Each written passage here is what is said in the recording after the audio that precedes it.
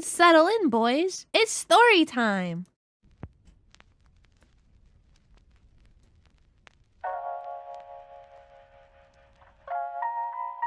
The fucking art style is always so charming.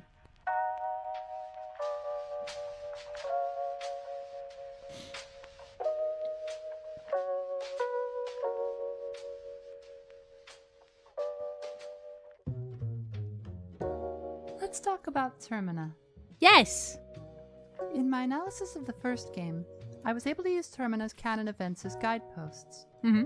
It's established, for instance, that Enki, Moonless, and Ragnvaldr survived their trips to the dungeon, and that Lagarde came back a changed man. This meant that certain events couldn't be canon, and that others had to happen, one way or another. Termina's a new game, and Part 3 is several years off, so this time we'll be working without the benefit of established canon. We only know what can happen, not what must. So in this analysis, I'll instead be presenting the story as the player receives it, and where appropriate, I'll chase down and explain possible alternatives. I'll also occasionally be diving into some theorizing based on the limited evidence we're given, but as this is meant to be an analysis of the work itself, I'll try to stick to the facts. Okay. Fear and hunger is intentionally told in a vague way. We're often given contradictory facts, and pretty much everything can be suspected of being a product The of heads are unreliable hanging out. narration. It's also a running theme in the series that two seemingly mutually exclusive facts can simultaneously be both true and false. Uh-huh. It's a Schrodinger's canon, folks. The And anytime you cat! spot an apparent contradiction, consider it carefully. Most importantly, remember that this analysis is mine, and while I have certainly done my homework, that doesn't mean that I'm right. No, I think you're Ultimately, right. What the story means to you is yours to decide. I think Worm Girl is With the that expert. Out of the way, we first want to orient ourselves. Fear and hunger takes place on an alternate version of Earth. Many places and people are similar, but one major difference is that gods and monsters visibly exist in the world. Or at least they used to. Oh? The mythology of Fear and Hunger states that the god Sylvian created the world. Uh-huh. Her husband is the god Grogeroth, who seeks to destroy everything. Oh. Not out of malice, They're but only to married! give Sylvian room to create more. Oh, that's Sylvian actually and Grogeroth had a romantic. child, Venushka, who became the god of nature. There was also the trickster moon god Rare, whose light reveals truths that cannot be seen in the day, and the god of the depths, who holds dominion over the desperate, the rotten, and all things that dwell in the I hate dark. that one. These beings make up a group known as the Old Gods. On a clock in Termina, we can see a collection of their sigils, and note that some are unaccounted for. We'll circle back to this later. There are three Censored, other yup. entities which are a bit more obscure. Penis out. The first is Igai-Getsu. This is said to be an Eastern deity who is sought out by warriors who have lost their purpose. Aw. Getsu is the Japanese word for moon, but that could be a coincidence. In any case, not like a much else moon is said guide. about the being. Vitruvia is a little more interesting. She's called the architect of the human body. She is mostly referenced by a few abilities which allow the The user to editing is sacrifice fantastic. limbs or organs to the goddess in Oh! order to perform feats of medicine via the principle of equivalent exchange. Oh, like Full Metal These two entities Alchemist. could be old gods, but if so, this is never confirmed and we don't really get any more explanation about them. The unassigned clock symbols could belong to them, but without confirmation it's impossible to say for sure. At the very least, they tell us that we don't have the full picture. There could be many more divine beings that the game simply doesn't tell us about, especially among the other cultures of the world. The old gods are unknowable, all-powerful entities on a scale the human mind could never conceive of. They're Okay. living concepts and are ever present in the I think world I and could conceive of them. simultaneously infinitely remote. Venushka is not simply a powerful guy that causes nature to exist, he is nature itself, and so on. The second group of deities are known as new gods. New gods are mortals who have made a pilgrimage to the lost city of Mahab and sat in its golden throne, thereby ascending to godhood. Look, the Unlike the old gods, pained new one. gods usually appear more or less human and are active in the world as individuals. They have amazing powers and appear to partially exist outside of the normal boundaries of time and space, but they are neither omnipotent nor indestructible. They're more like superheroes, capable of conquering kingdoms and uniting people, but ultimately temporary and fallible. New gods are classified by which soul they have, which is something akin to a zodiac sign. Oh. Every living human has one of these souls. Olivia's backstory tells us that being born just after the stroke of midnight and thereby on a different month than her twin sister caused the two to have different soul types. Henrik mentions his soul to the player in the same casual cadence that one might say they were a Sagittarius. Oh. They just The Kaiser critique, a document found in Termina, makes it clear that Fear and Hunger's world uses the same months as our own. If we September. refer again to the clock in Termina, we can see 24 unknown symbols, which may suggest that there are 24 signs, 2 for each month, so it would seem. In no particular order, the known souls are the ancient, decrepit, latent, shadowed, radiating, enlightened, endless, dominating, tormented, solitary, tainted, blank, heartless, mourning, chaotic, caressing, suffocated, and changeling. I'd be If the clock caressing. theory is correct, this would leave a further 6 unknown souls. As with zodiac signs, a person's soul is said to influence their personality in the course of their life, but ultimately people have free will. Enki. When a human becomes a new god, they are nearly always overwhelmed and enslaved by the power they receive. To some degree, they lose their former individuality, becoming an avatar of whatever soul they embody. In Fear and Hunger, this is revealed to be a trap laid by the old gods to prevent ambitious mortals from climbing any higher. However, while we the players learn this, it remains unknown to most of the world. Because he's smart. The oldest known new god is Betel, who appears to have reigned some time after the year 0. It was Betel who had Mahab's grand library constructed. Betel and the other new gods of his day would eventually be deposed in the 5th century by a group including a mortal wizard named Nasra, and Betel's divinity would quickly be mostly forgotten. Bro gave great This would head. seem to be the fate of most other new gods, as the phenomenon is referenced a few other times. Future generations only seem to remember them as kings or mythological figures, not as real deities who had power in the world.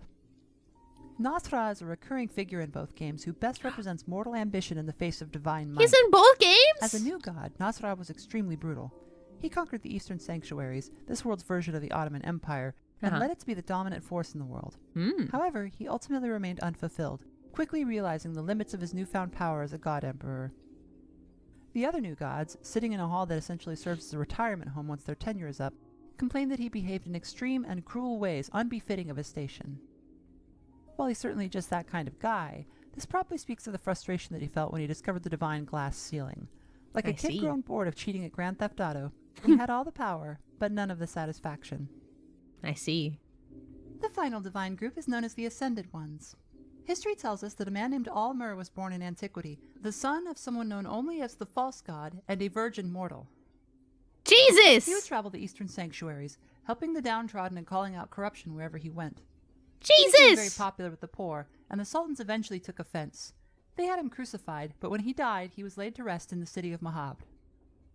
Shortly thereafter, he returned as a god and led his apostles to overthrow their evil rulers. They established a new faith, and much like Christianity in the real world, this would largely replace the worship of old gods in the West. This marked the dawn of the Common Era, year 0 on the calendar. Oh my god, he literally is This Jesus, is a I point forgot. a lot of people seem to miss. Both of these games take place in locations where the old gods are unusually active, but outside of places like the backwater city of Prehadil and the dungeons of Fear and Hunger, Alll-mer's religion is so successful that it has basically driven the old faith to the fringes. We meet characters who follow them, certainly, but these are strange and special people. By the time Termina takes place, Strange and most special people in the people. world have never heard of the old gods. If they have, they consider it outdated superstition, or their understanding is very limited.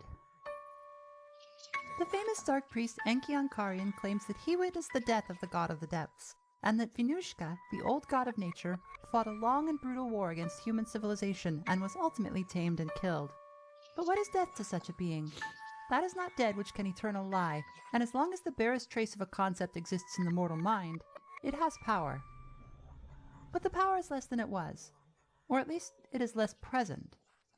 Even the old gods who still live have left the I world. like this concept. The pure concepts that they represent became diluted as humans came to understand them better. No one person's idea of absolute and total destruction is exactly like anyone else's. Therefore, Grogoroth cannot exist in the world in his true, pure form. The same went for every other old god in turn, but though their primary selves have pulled away from the world, the traces left behind by the old gods are still able to affect reality, carrying out their residual will and granting magic to those who learn their secrets. I see. The Vatican's dark priests would continue to quietly follow the old gods in addition to publicly spreading their worship of Alll-mer. And certain secretive cults still exist which venerate them, but by 1942, These the old gods have scumbag largely priests been are forgotten, venerating the old while gods Alll-mer while remains they're relevant having to us most of the worship common folk. Alll-mer. For what? Alll-mer brought about renewed peace and prosperity for the Western world, but this began to falter over the centuries, and by the year 809, Europa had fallen under a dark age. The Fellowship, a group of 4 from the continent of Europa, ventured into Mahabd, beheaded Nasra, and claimed the throne. Now bolstered with the help of 4 new gods, this allowed the kingdoms of Europa to finally claim victory in their war against the eastern sanctuaries. Thus was the Western world brought into a prosperous medieval era, though this too would eventually fall apart, as all things must, and the cycle was set to continue. In 1590, a man named Lagarde was prophesied to bring about a new age, and ventured to Mahabd to try to find a way to surpass the new gods. Once he got there, and there will be more on this later, he either succeeded, becoming a new god with greater power than normal, or he died and was resurrected as something else. Oh. Put a pin in that. We will come back to it. Oh. Whatever the case, Lagarde was a Machiavellian figure for whom the Oh, Lagarde was the crow guy. And in his blind rush to power, he did many terrible things, slaughtering innocent people in Oldegard, purposefully sacrificing his mercenary company in a doomed assault on his own country, and lying to his most trusted lieutenant and leading her into the jaws of torment. Along the way, he fathered a child with one of the new gods, Nilvan. He was the father? His downfall. It was Nilvan who had the last laugh, leveraging the weight of Lagarde's prophecy to ensure that her child would become something even greater. Her scheme was opposed by the moon god Rare, so she hid the child underground in the dungeons, and arranged to have her taken into the Heart of Darkness, a black pit located in the bowels of the Because he can't expose the lie because he's not exposed. She's not there, viewed by the girl would moonlight. ascend, taking on the dead god's divinity and becoming the same sort of being as Alll-mer, a deity on par with the old gods. Fear and hunger the god itself. Of fear and hunger did not lead people away from Alll-mer, but rather drove them forward to advance socially and technologically into the modern age. While Alll-mer was human once, he was perfect in his divinity, something no mortal could ever beat. Fear and hunger, on the other hand, knew what it meant to be helpless and afraid, and people took comfort, for once seeing a god share in their struggles. They learned to embrace hardship and let it drive them to greater heights of innovation and industry. This left the garden as lofty R.I.P. Kahara, by the way. dust. His way was the old way, and the old way wasn't going to fly anymore. He became known as a bloodthirsty madman, experiencing only failure and spreading only misery in a doomed campaign to unite the world under a single banner. Damn. He eventually faded from history, and where his name is written, he is called the Mad Yellow King. Damn. We're never shown what sort of worship the god of fear and hunger is given, or if she is even worshipped at all. The gods in this setting do not appear to rely on worship in the same way they do in, for instance, Dungeons & Dragons, and their influence extends well beyond any religious practices associated with them. Over the next 350 years, Western civilization would experience the Cruel Age. Though industrialization, the market economy, mass production, and the formation of a modern nation-state would improve life for many, these advancements just as often led to new horrors. Urban poverty, new diseases, human rights violations, and most of all, war. The First Great War killed millions across Europa, and the Eastern Sanctuaries, now joined with Termina this is World War I, formed the Eastern Union, which we can roughly equate to the USSR. The continent was left in shambles, leaving thousands of orphans and throwing a bitter shadow of resentment over the Western world. During that time, a mysterious figure would take power in the country of Bremen, and under a black and yellow flag they would rebuild. Extra, hello, hi, hello, hi. Bremen is this world's version of Germany, and the sudden rise of a dictator after this world's version of the First World War should be setting off alarm bells. The dictator would rarely be seen in public, and always hidden under a yellow cloak. People would whisper that he was the Mad Yellow King, or even a god. Finland, Fear and Hunger's version of America, is only sparsely colonized in 1942 and can offer no support in the war. This is because until fairly recently, the continent was overrun with magical darkness and infested with monsters. Its current status appears to be somewhat safer, but this isn't really explored very well. Just know that there aren't many people. Damn! The game developer completely wrote out the US. Hunger, so too does the nature of the supernatural. By time traveling to antiquity in Mahabd, cast of the first game can discover what they refer to as a mythological beast, implying that they weren't aware that such creatures actually existed. In the 16th century, our dragons looked more like this, still terrible, but greatly diminished by humanity's understanding and mastery over their environment. We know from the text on a certain item that there were witch and vampire hunts in the 17th century. We'll dig more into this later, but it suggests that the more obvious monsters had been slain, and the Western world was now turning inward, looking for the monsters that lurked among them. This is analogous to something like the World of Darkness, where monsters operated with relative impunity in the Dark Ages, but had to retreat to the shadows once human society became organized enough to turn the hunter into the hunted. Without it came out. Don't worry, girl. It came out. Army, things go very the worst badly possible. For the rest of Europa when the Second Great War breaks out. Bremen's unchecked expansion threatens the entire Western world, and just like the Mad Yellow King of the past, Kaiser and his forces become infamous for committing terrible atrocities wherever they go. But suddenly, in the midst of what seemed like an unstoppable conquest, Kaiser halted his armies and agreed to peace talks. Now, as the war is winding down, a train chugs across the Bohemian countryside, on its way to Prehevil. Prehevil is a city in the middle of nowhere. It's the world's analog for Prague, which in 1942 was located in Czechoslovakia and hadn't yet become the tourism destination it is today. Oh my god, Prague, just like in Until Vampire the Masquerade recently, Blood Hunt. This country was part of the Eastern Union, but now it's been captured by Kaiser's army. Regardless of who's in charge, with hostilities ended, it should be safe for civilians to come and go. And so it is that 14 people fall asleep all at once as they approach the edge of town. They all fall The asleep? player begins by choosing a character from a sizable roster. We'll pick Marina, the occultist, for now. Hold on. I just wanna... Now, as the war is winding down, Oh, shit. a train chugs across the I went Bohemian too far. countryside, I went on too its way to far. Prehevil. Prehevil is a city in the middle of Czechoslovakia. This country was part of who's in charge, with hostile fall asleep all at once as they approach the edge of town. Wait, can you choose 14 fucking characters? The player begins by choosing a character. Wait, no. 1, 2, 3, 4, 5, 6, 7, 8, 9. Wait, what the fuck? What am I counting? 3, 6, 8. 8 people.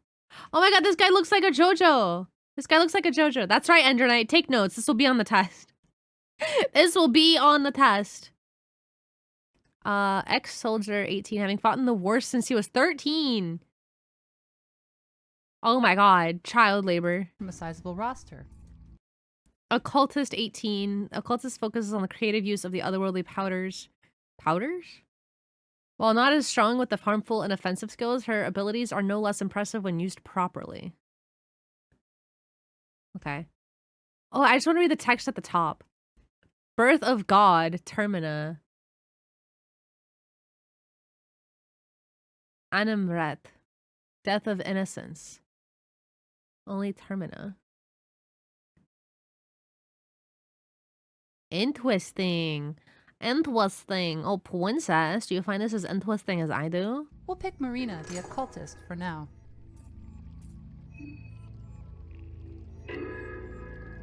Fear and hunger mode. They had an easy mode. Maybe I can play this one. Maybe I can play this one. They got easy mode. This place is not the train anymore. His penis is out! Anator. I don't understand. The eyes of the Marina nods off janitor. and experiences a Oh, strange janitor. nightmare. A nasty-looking man with blue paint on his body forces her to work, fashioning cubes in a bizarre workshop made of warped wood. Cubes. Assemble new cubes. Figure it out yourself. If you're not capable of that much, you're beyond hope and useless in every sense of the word. Oh, his fucking back is open. Holy shit. Use directional arrow keys to assemble cubes.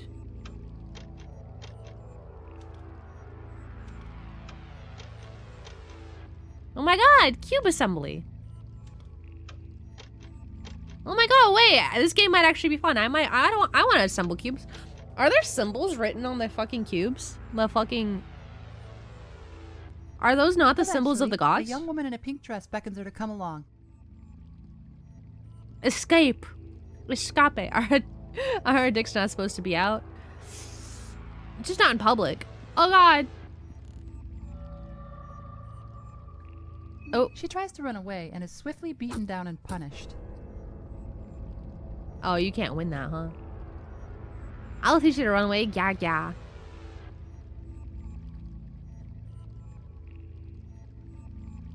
Got these chicken thighs of yours.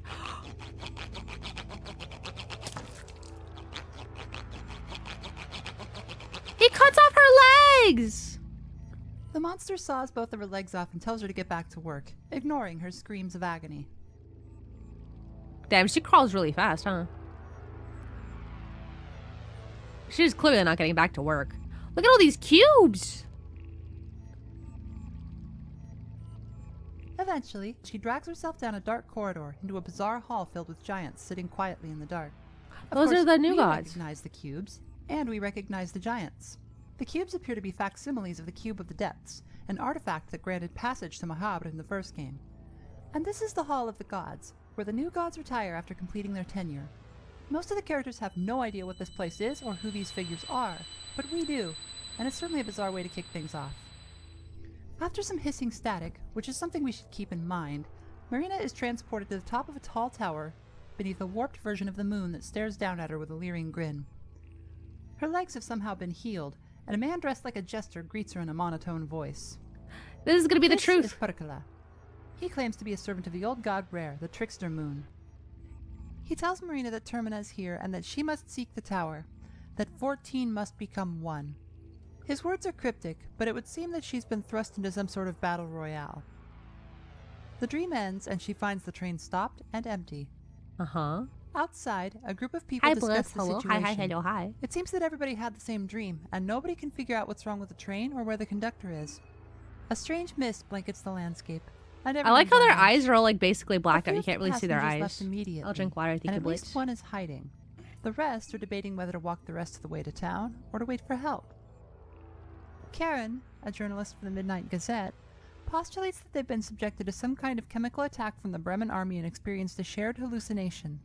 This starts an argument with Don, a medic, who assures her that hallucinogens don't work that way, although he doesn't seem to offer a better explanation. Mom, Dad, stop fighting. What we learn straight away is that almost nobody here knows or believes in the old gods, and the idea of a magical dream is so unsettling and strange to people in modern times that they can't quite get their heads around it.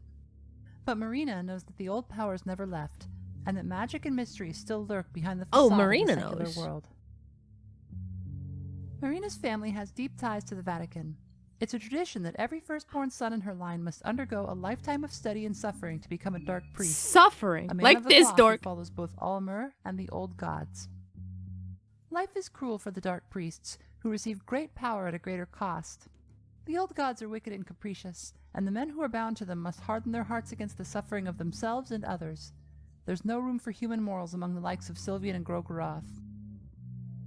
So, when Marina was born, her mother simply told everyone that she'd had a daughter instead of a son, Oh. and raised her as a girl to save her from the priesthood. Oh. Oh. Oh.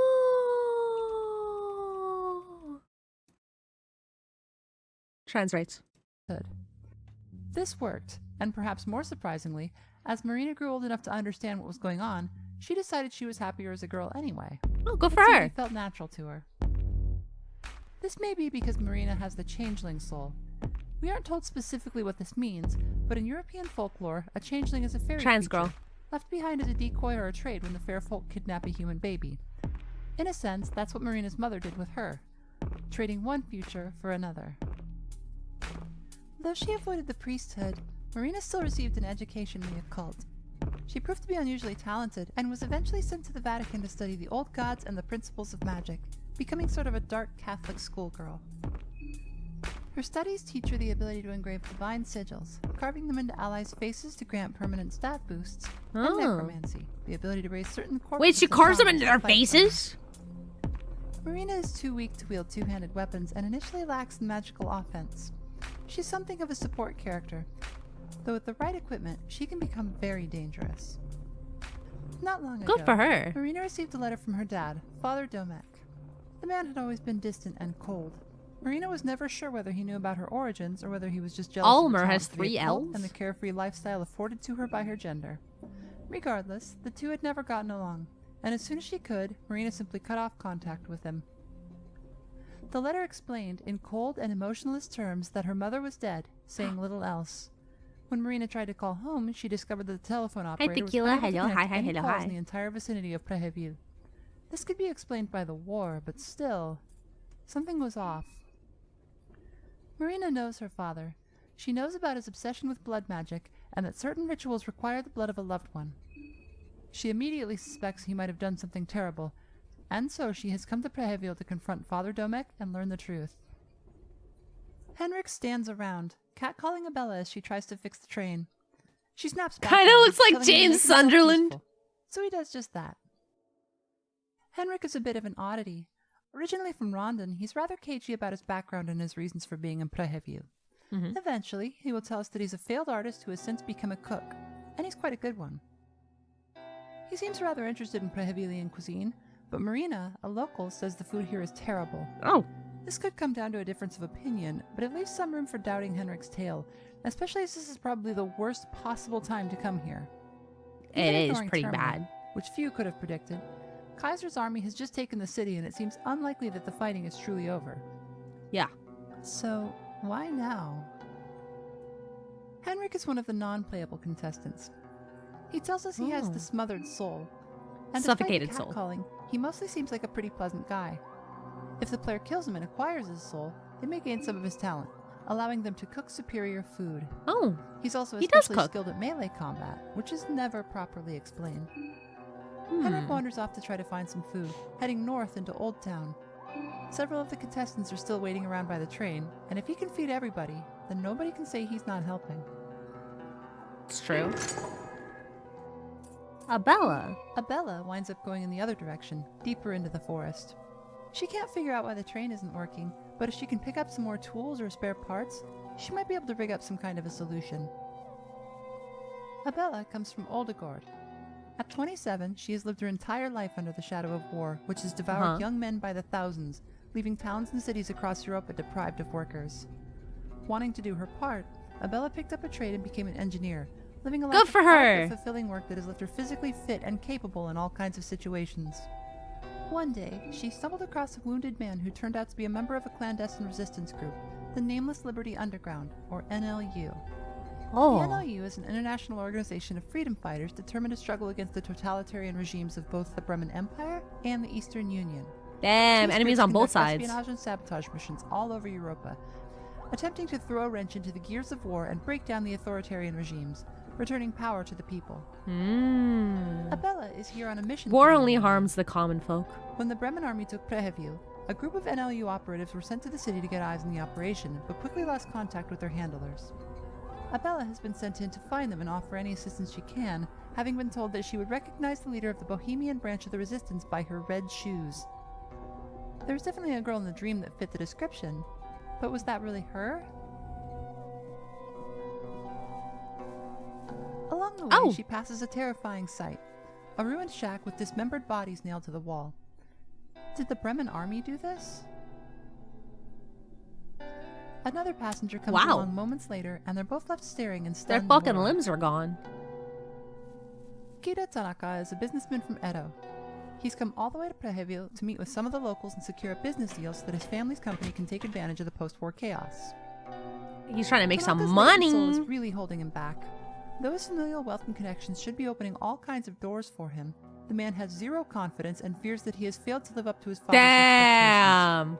He's not currently a playable character, but if the player acquires his soul, they're able to unlock several stat upgrades, suggesting that Tanaka might one day reach his true potential.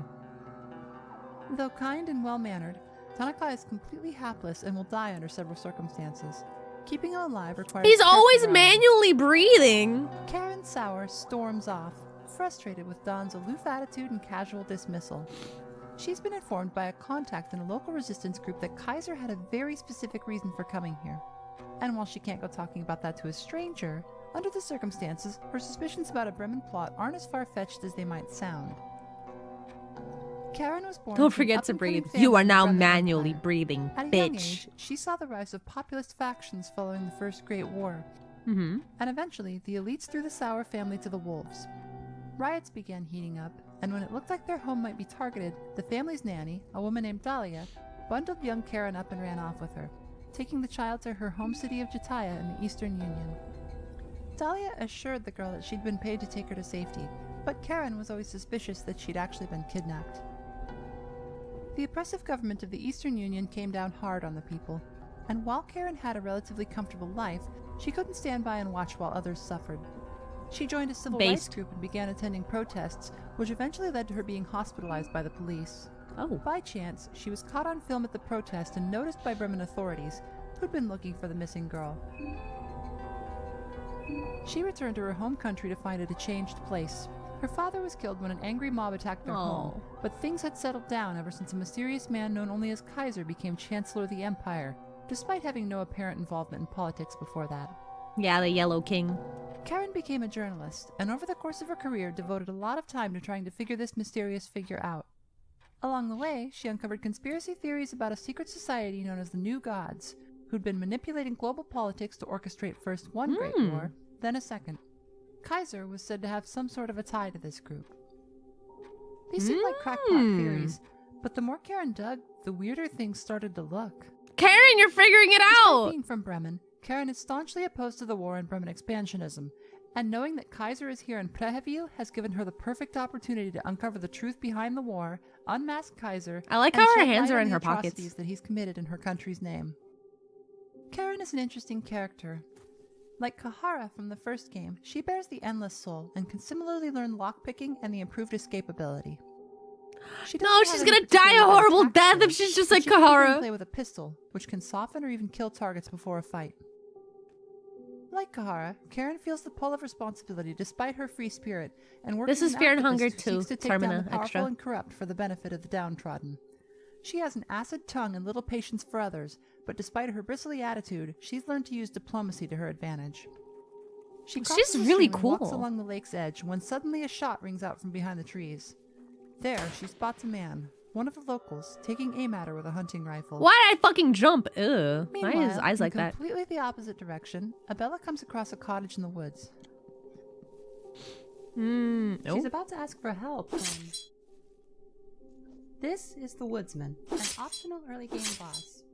He carries an axe and wears a black duster and... nothing else. He's He naked? will slowly approach the player character and try to attack them with his axe. But that's only half the problem.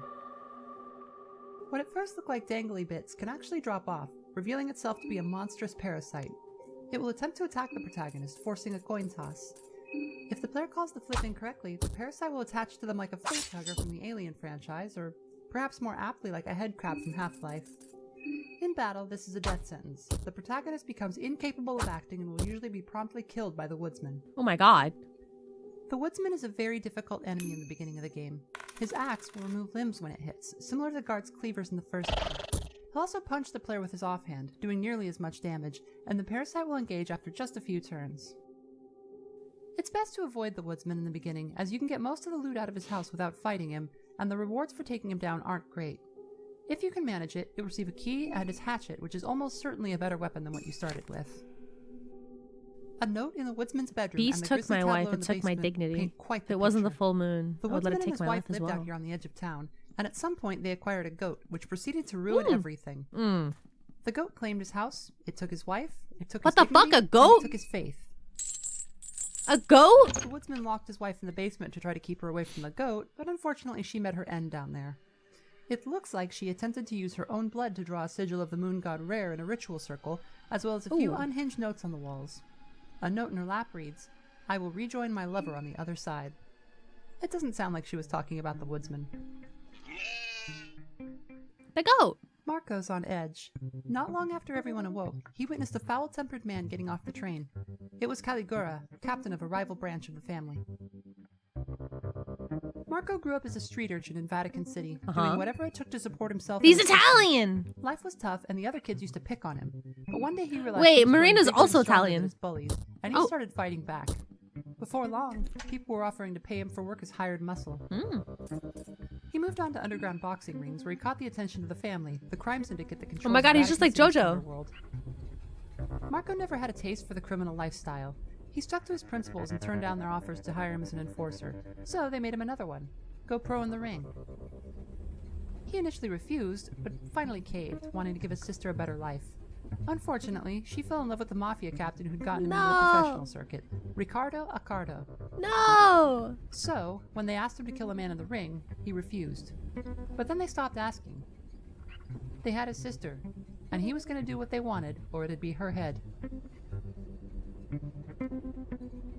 So it was that Marco carried out the hit, beating his opponent to death during a match and making it look like an accident. The guilt tore him up, and he began to look for a way out. There wasn't one. Accardo sensed that Marco wasn't going to be happy about the situation and made sure never to see him alone. But Marco's a pretty straightforward guy. Drink water. So one thank day you, he Blitz. simply went to the club and bashed Accardo's face in, then threw him off a balcony and killed him in front of all of his guys. We like Marco. Now he's on the run. There is no reason that Caligura should have been on a random train in Bohemia, but here he is. Marco decides not to push his luck. He stays on the train with the others, mostly keeping to himself. Marco's an incredible character. He has access to a number of unique feats. Oh my god, he does look like JoJo. Offensive powerhouse, and with barehanded proficiency, his fists are better than almost all of the weapons in the game. Despite his tough exterior, so Karen's skills because why not? Marco has a soft side. He can't help but notice the young woman who can't stand up, smiling cheerfully despite everything. Olivia Haas has spent her entire life in the shadow of her twin sister, Rayla. The pair were born just moments apart, but the stroke of midnight came between them, and with it, the turning of a month. Thus, Rayla came into the world with the radiating soul, and Olivia with the shadowed. Aww. Olivia was a fine scholar and a warm-hearted girl, but her sister outdid her in everything from academics, to athletics, to popularity. Oh, that Despite sucks. this, the two remained very close, partly due to the overbearing strictness of their religious parents. During her teen years, Olivia suffered a series of small strokes and was bedridden. Rayla tried to convince her parents to take her to a proper doctor, but their religious convictions led them to deny their child modern treatment in favor of faith healers and folk remedies. This didn't work, and finally they relented. Olivia was taken to a hospital where she was diagnosed with a vascular abnormality in her spine. She underwent an operation which corrected the issue and saved her life, but too much time had been wasted on quackery. Though she wasn't paralyzed, Olivia's legs now lacked the strength to carry her. No! She sought further treatment, but nothing worked, leaving her indefinitely reliant on a wheelchair. Olivia began to grow envious of Rayla, who seemed to lead a charmed life in contrast. Nevertheless, the two entered university, with Rayla excelling in computer science and engineering while Olivia stuck to botany. Eventually, Rayla was invited to study abroad in the Eastern Union, leaving Olivia stuck in Bremen. She would travel all over Europa, working on top-secret projects that she said were for the betterment of mankind. Things seemed like they were going well until the Haas family was one day informed that Rayla had been arrested by the Bremen authorities and accused of treason. For months, she rotted away in a black site somewhere, until they got word that a terrorist organization called the Nameless Liberty Underground had broken her out. The affair left the family in shock, and Olivia recalled that the name of the group had come up years prior when Rayla cozied up with one of her professors, who was later arrested and executed for the same crime.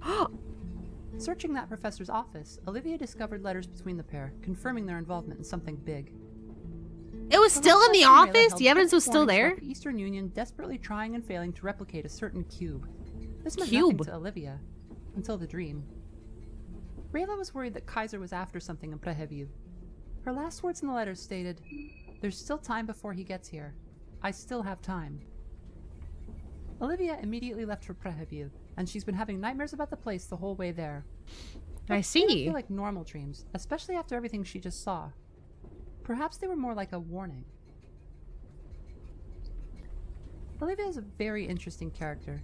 She's able to pick special herbs in the forest that can be made into incredibly potent poisons or a powerful medicine. However, in combat, she's unable to attack unless she has a wheelchair equipped. Many enemies will knock her to the ground, so unless she can rely on items or magic, she's quite vulnerable. If she's your main character, you start with the wheelchair equipped. You can use C to swap in and out of it. What you'll need to do is the chair can't go upstairs. Also, Olivia needs her arms to move. If she loses one, she becomes agonizingly slow. If she loses both, it's game over. This means she's a bit more delicate and has a harder time avoiding enemies, but the offensive power of her poisons is a sight to behold. Find some armed guards and get a second party member, and she becomes really powerful. Hell yeah. If she's not the main character, though, it turns out Olivia doesn't have a wheelchair. Someone was supposed to meet her with one at the train station, and she'll be stranded here until it can be found. Damn. Karen levels her pistol at the rifleman and calls out for him to stop. There's something wrong with his face. You think? There's no other way. He demands it, croaks the stranger. It's Jubilee. Paint the town red. The man is clearly out of his mind. Paint the town red. She calls to him, telling him to think for himself and not do something just because he's been told. The rifleman hesitates for a moment, which is all that Karen needs to get away. She heads east toward the lake until she's sure she's not being followed, then up into what the map refers to as Old Town. It's a maze of wooden shanties, thick with the smell of death and rotting fish. Ooh. Even I hate by the smell of wartime rotting standards, fish. This is bad. And there's something else. People stand around outside in various states of undress, picking at their burnt skin until it tears away in ragged sheets, revealing raw and bloody flesh beneath. She calls out to a few of them, trying to figure out what's going on, but she can't get a coherent answer.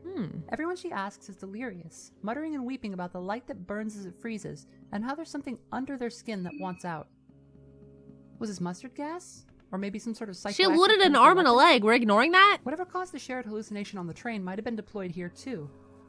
The Bremen Empire has become notorious for these sorts of atrocities against civilians, and the reporter can think of no other logical explanation. Not all of them are docile. A man with half his skin hanging around his waist Ew. rushes at her, arms outstretched. Nobody should be able to I guess a survive something DIY like this, skirt, huh? much less while up and running around.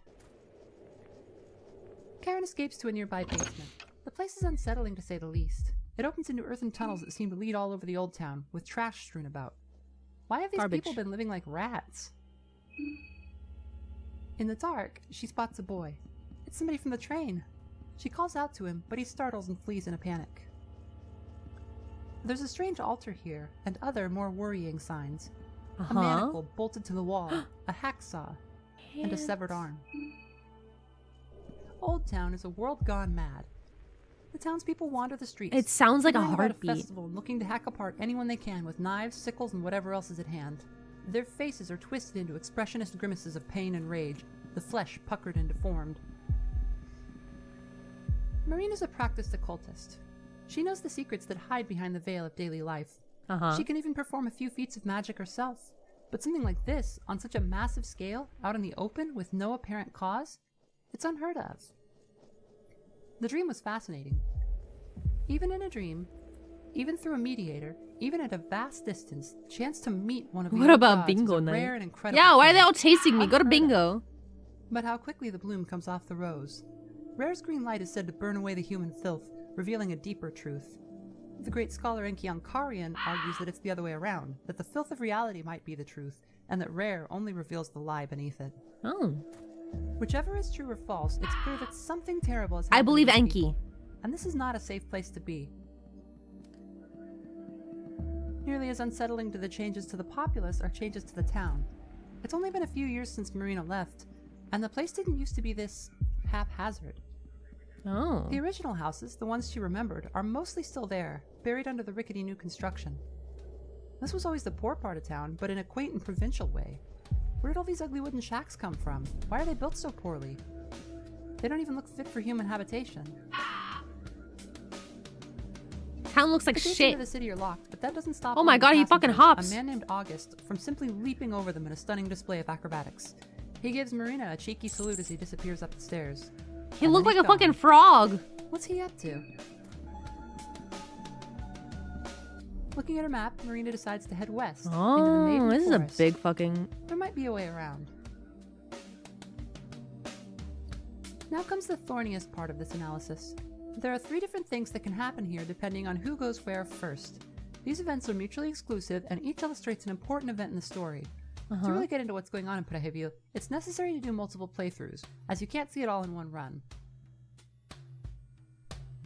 Karen makes her way through the old town, evading several of the crazed locals. In a muddy yard, a Bremen soldier and his horse lie dead on the ground, though what killed them is anyone's guess. The reporter fishes a diary out of the soldier's pocket. Mostly, it's the sort of thing she's used to reading. Accounts of troop movements, battlefield intrigues. The final entry is worrying, though. The soldier describes his shock at the state of Prehevio, which still follows religious practices as old as the Fellowship itself. Crucifixes are Human set up around the city. sacrifices. Not the little decorative ones that people hang above their beds, but the big kind. The sort they used to do human sacrifices on. Yeah, the actual execution Eventually, Karen crucifixes. comes to the mayor's manor. The Oh, people it's in charge unlocked. may still be sane here, and if not, it's at least a good landmark to orient herself by. The place seems well appointed at first, but up close, everything looks a bit poorly. The classical busts are on closer inspection rudimentary attempts at replicating fine art, and the paintings are all drab and dreary. Upstairs, she finds a man in a messy kitchen. He's from the train, right? Oh. He's acting strangely, sniffing the air and complaining about the ticking of an unseen clock. Karen has to resort to shouting to snap him out of his stupor. Slap This is him. Henrik. He says there's something wrong with this place, and that it was affecting him. That's a worrying thing for a guy to say, especially as he doesn't immediately leave when he realizes what's happening. Yeah, you gotta And get the Henrik's fuck on a out. mission. The train's not going anywhere, and no help is coming anytime soon. So the best thing he can do is feed everybody. The mayor's house is bound to have supplies. He just can't find them, and he's not leaving until he's got something to show for his effort. Karen he wants to begrudgingly feed decides everybody. to help. A few rooms over, she discovers a dark priest engaged in prayer. Oh! Finally, someone sane. The father ignores her words, advancing on her with one arm outstretched. Now that he's closer, she can see that there's something wrong with him, too.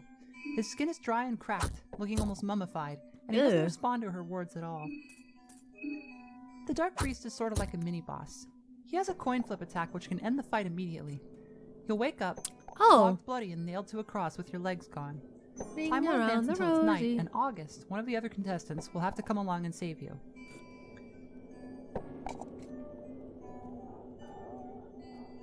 If you have a rifle, you can take out one or both of his arms to soften him up before the fight. He telegraphs the grab by grinning beforehand, so just guard and you'll be fine. His right thank you for the guide. Hurting, can sever limbs, and the left casts pyromancy trick, which can light you on fire. This is a pretty deadly combo, as you'll usually be too focused on getting rid of the right hand to avoid the damage over time debuff, and the fact that you have to waste turns guarding so that he doesn't grab you really allows the damage to add up. Karen ducks around a corner and finds a hatch in the floor. The strange priest does not follow her down the ladder. You really just be losing limbs in hold this on to game. all kinds of creepy old religious beliefs, but the Vatican's toned most of it way down over the centuries. Is this guy just affected by the same madness as the rest of the town, or is he up to some weird occult business? Maybe he is the one who started the town to look like shit. For anyone in power, but aren't priests supposed to help people? What the hell is going on? She manages to snag a set of keys so that she can search the place. The rest of the manor is in disarray, but there's nothing too unusual, despite the ominous presence of another shackle in the basement, next to a door that won't open. There are food supplies down here, though. Food! The mayor must have stockpiled them when he heard things were going south. There's enough to keep a household fed for weeks. She helps Henrik gather up whatever he can, and the pair head back to the train. It'll be goulash for dinner, he says. Goulash! A favorite. Marina manages to fend off an attack from a pair of headless wolves that spew bile as they try to run her down. Wounded, she stumbles onward until she finds a truck. Truck! Is this an army vehicle? It looks like someone's tried to get into it and broken the lock in the process. There's a hatch in the ground nearby, surrounded by barbed wire. If this is some kind of military facility, maybe there's someone inside who can help. Even getting arrested for trespassing would beat getting torn apart by crazy townspeople.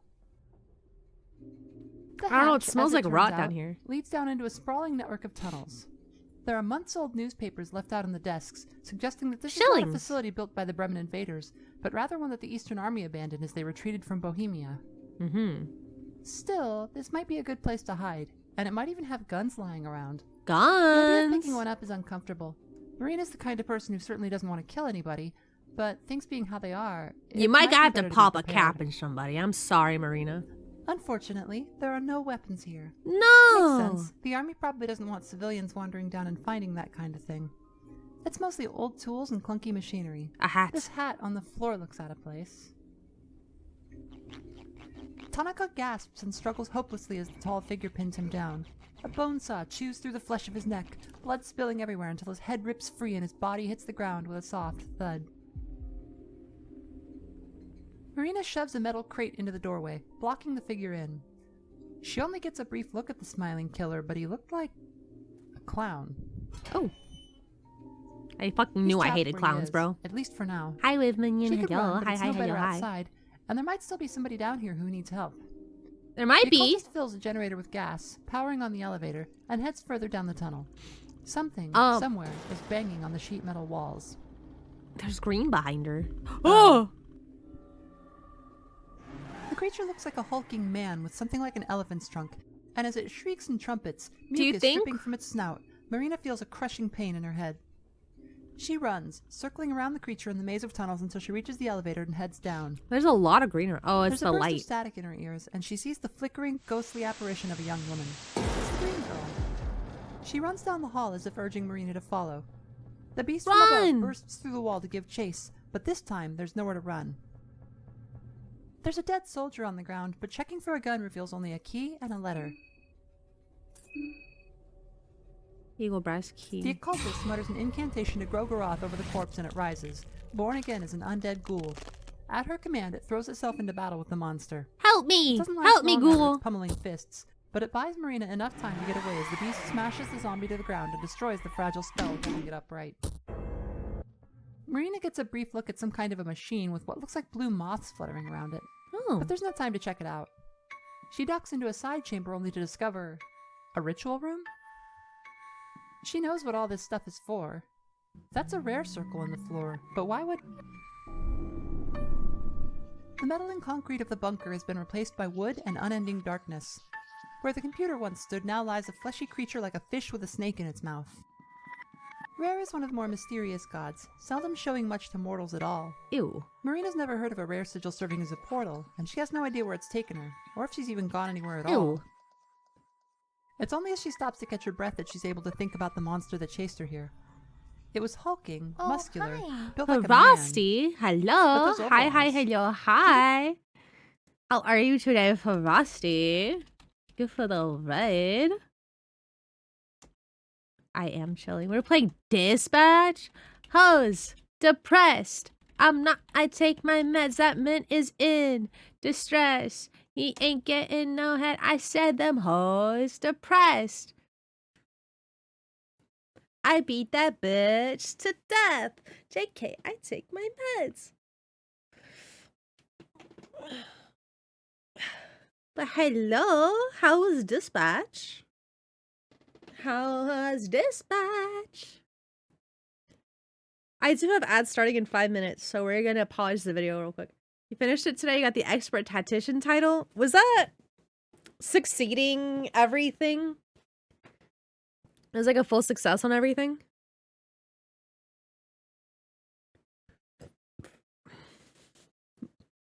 Fucking Blitz making me drink water, so I have to fucking go pee in the middle of my fucking 2-hour video. They added out recently, right? Was that a recent one? Was that recent? I don't know. I don't remember which ending I got. I didn't exceed everything according to the game. I did good. I see. Nice. You did a good job. But Frosty, if you have to go take care of yourself after stream, please make sure to do so. Drink water, eat food, do a little stretch. Never seen anyone get that one. It might have been the recent edition then. I do have to pee really fucking bad. I'm sorry. I gotta pee. Fucking Blitz. Fuck you, Blitz. All right, you guys ready to continue? They belong to the engineer. Uh-huh. Shag Oh, is a shit! terrible foe this early in the game. It can hit you with a debuff that will kill you in 2 turns. It has a lot of hit points, it punches very hard, and it has an instant kill attack where it just grabs you and crushes your head. Oh. The best thing to do is retreat. Though, this is your only chance to meet this enemy. If you went to the manor and saved Henrik, it might be worth waiting to come here until you have a full party and can fight the monster. On defeat, Shag gives the player the caressing soul. That's because this monster is the mutated form of Abella, the engineer. Unless you're playing as her, Abella will always come straight to this bunker. If you didn't show up to accompany her, she will become Shag. Oh. The astute of you might recognize Shag as a creation of Frank Belknap Long. But per the developer, the name is merely a nod to a visual similarity, rather than any kind of meaningful reference. So, how did this happen? Well, remember the woodsman? A conversation with the new gods in the first game reveals that his parasitic appendage might be something that attached itself to him rather than a part of his body. It can skitter around on its little facehugger legs and attack independently of the woodsman, and once it attacks the player, it's stuck on for good. The creature, again, per the developer, is based on Half-Life's head crab, and there must be more than one of them. It would appear that Abella was parasitized by one of these little critters, and then, either due to its influence or more likely some other force, the conjoined pair mutated into the monster known as Shag. As for why this happens, or why it would take this particular form, well, more on that later. More on that later. We do know why? Marina makes her way through the shabby wooden walls of the nightmare. The place looks exactly like the collective dream of the workshop, and what's more, it reminds her of the strange constructions she saw in Old Town. Could there be some connection? The monsters here are predictably even stranger. Big Venus flytrap-looking things buried in foul-smelling mounds of dirt. He's got fucking to reveal axe a hands. second, much more suggestive Venus flytrap mouth and dangerous scythe blade arms. It's got boobies. Buried in the mounds, if one cares to check, are rust-colored pearls, flawless and beautiful to behold. Yay! Eventually, Pearlies. Marina climbs up a ladder and finds herself back in the bunker, half dazed by the shock of the incident and the toll the spellcasting took on her sanity, She climbs the ladder and back to the surface, breathless and shaking. The first thing she Good girl sees is are a pair of crazy. jackboots and the barrel of a pistol. The Bremen lieutenant towering over her motions for her to come on up. Okay, This is V-neck. Pavel Yudin, a Slut. Volodian who found his way into Kaiser's army. He makes a few lewd remarks as he leers at Marina and suggests that she stay very still if she doesn't want to get shot. Luckily, it turns out that what Pav really wants is a way into the city. The gate is barred by 2 locks, and he's come here to get one of the keys. Okay. But he won't take it from Marina. Instead, he charges her with getting the other and opening the gate. He tells her to be a Why good should make girl this and creep heads so off. attractive? Unfortunately, because we saved Henrik, we're stuck taking the long way around. The other key is never found on this route. Instead, Henrik hands over a key he found at the manor, which sends the player up through a very gross sewer maze if they want to get into the city. So now let's rewind and check out scenario B. In this scenario, Karen never went to the manor, instead just snooping around Old Town, and Marina reached the bunker first. As Marina opens the hatch in the ground, a tall, fit, red-headed woman comes running up. This is the engineer from the train. What's she doing out here? Hey. Abella, as it turns out, is scavenging the forest for train parts. Well, that makes about as much sense as anything else today, Marina supposes. And so the 2 women descend into the tunnels together. There, they encounter the clown, who kills Tanaka. Running from him, they activate the elevator, head into the pit, and find a strange machine which is apparently called a telectroscope. Ooh. Bella casually turns it on while messing with the controls, and while it starts up successfully, it's not clear what, if anything, that did. There's no Shagnar this time, but they do find the key and a letter along with it. It's from the dead Bremen soldier, addressed to his girl back home. The letter all but confirms that Prehevil was Kaiser's target from the start, but it seems the army's rank and file don't understand why. On leaving, they're confronted by Probably Pav, because it's who, a just as fringe in the town other that scenario, worships tells the them to old find another gods. key and open the gate. But the women are tired and traumatized after seeing Tanaka die so horribly. They head back to the train and tell the others what they saw, then settle down to rest. Oh.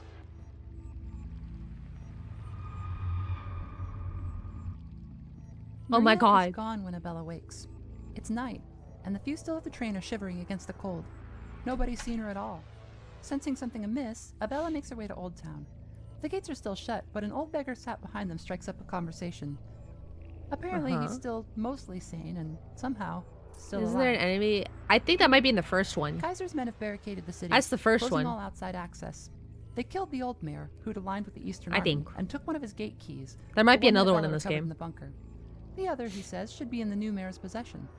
We don't have elections here in Old Town, but the new guy just arrived.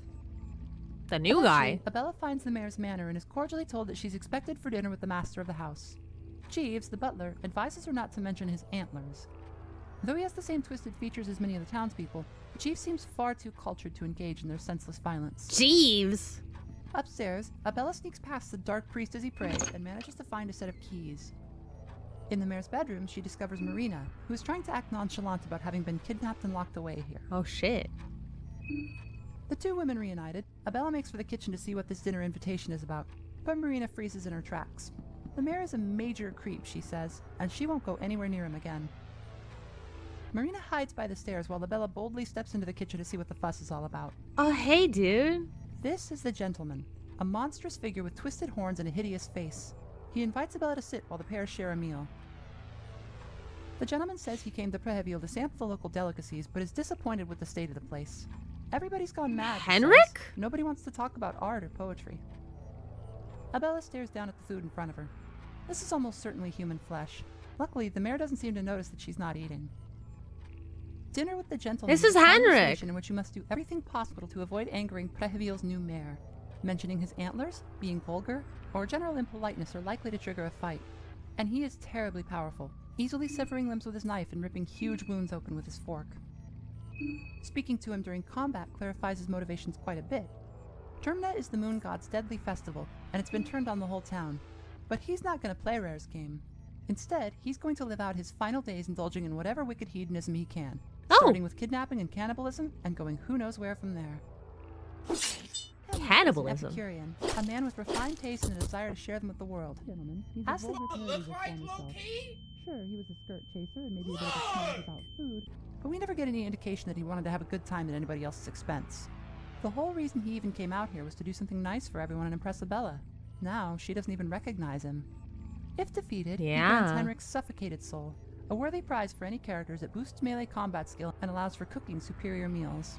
Cooking! If dinner goes smoothly, however, the gentleman asks Isabella a final question. Is she for Kaiser or against him? She answers truthfully, against, and he gives her the missing key to the city, telling her that he can't do much from his position, but she has his tacit support.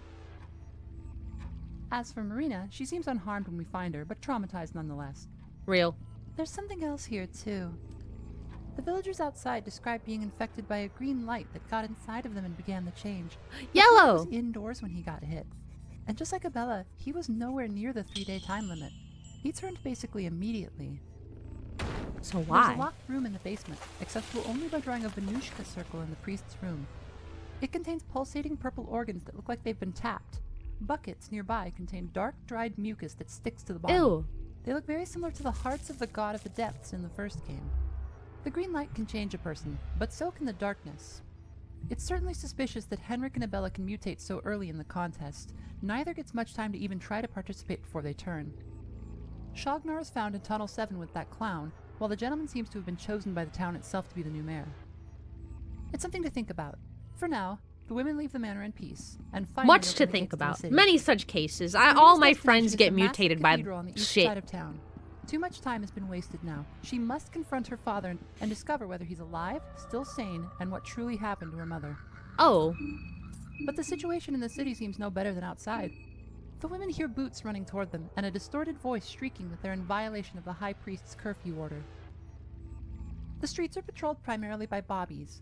These multi-armed monsters resemble an abstract pastiche of a police officer, and catching 3 batons in one turn is enough to kill a healthy character. Alone, they're usually too The much fucking to head is handle. just going. With an ally, the fight gets a lot easier. Their arms will regenerate 2 turns after being destroyed, and breaking their legs does nothing to expose their head. The trick is to simply keep attacking their arms until their head eventually stops spinning. A single tap Oh. usually defeats them. I But see. your work isn't done. Examine the body and choose to beat it to finish the monster off, or it'll get back up. Outside the church, a You have to keep gigantic hitting bird it. creature shreds a bobby to pieces with a pair of spears before leaping off into the night. It's a circle. What the hell is it doing here? Circles are a fictional creature created by a furry artist. Oh. A YouTuber named Neko the Circle helped popularize the first game in its very Have a early good night, days, Fausty. Take and care of Miro yourself. Thank thanked you for them the with a raid once cameo. again. In the Fear and Hunger world, circles are a folkloric creature said to inhabit the dark continent of Vinland. Karen would lose her mind if we told her we saw one. Imagine seeing Bigfoot in Prague. Inside, the church is relatively undamaged. 3 effigies are missing from their pedestals at the altar, but otherwise the place is in remarkably decent order. There's a confessional in the east wing, and Marina decides to step inside. To her surprise, someone's on the priest's side. Oh, shit. It's not her father's voice, but what the heck. No time like the present to unburden herself and confess her sins. She Oh, emerges from hey. the confessional at the same time as the man on the other side. It's not a priest, but Osa, the Abyssinian man from the train. Marina's face goes beet red when she realizes the trick he's pulled, and he bursts into laughter. He apologizes, saying it was too good of an opportunity to pass up, and that he's happy to have learned something about a fellow contestant. Osa is curious about the secrets this land holds beneath its surface, and he has no time to hang around. He bids the women farewell, offering Marina a genuine apology, and wanders off. Okay, well, The it was elements a of the prank, occult you follow the know? great wizard It's just a Nasra. prank. In the 5th century, Nasra was a new god and ruled the eastern sanctuaries with an iron fist until the Fellowship rose up and beheaded him. He was last seen 3.5 centuries ago, picking a fight with the embodiment of destruction. It didn't go well for him, and since then his cult nearly died out. But Nasra hasn't left the world just yet. He's fried, scarred, and largely He's impotent. bald but and Osa has alive. brought him to Prehevil, though he's been demoted from a party member to an accessory. He's an Most people can't hear accessory. his whispers, but if you play as Osa, you'll occasionally get some illuminating comments from him about characters or lore. Osa begins on the opposite end of see. the magical spectrum from Marina. Where her skills are largely passive and supportive, he is all about raw power and can modify his spells with a Spice Forge skill. Pretty much the Spice only downside to Forge. playing as Osa is that he can't use guns. Oh. There are a couple of areas that are a really big headache without them, but otherwise, he's easily one of the strongest characters. No guns. On the west stairwell, Probably has the most women lore discover too the because of mutilated Nasra. remains of a workman. It's unclear what even happened to him. He's basically just chunks now. Chunky. He left some notes mentioning where he hid his tools, and sure enough, there's a pair of bolt cutters under the floor. Up in the rafters, strange, brutal creatures Look at her pace holding the back and fucking forth gun like out. living gargoyles. She's like, Their "Brah, arms bound and their flat-topped heads peeled open. Ooh. They scream about agony and the chorus of Alll-mer as they try to knock the hair off the edge. Fucking penises are out. That one of their abdominals will be breathing slightly. It's very easy to miss the animation. You have to really look closely. Destroy that one, and the creature will die on the next turn. I see. Using the bolt cutter, Abella snaps the chain holding the great chandelier to the ceiling. It crashes down to the floor, breaking open a way to the lower level.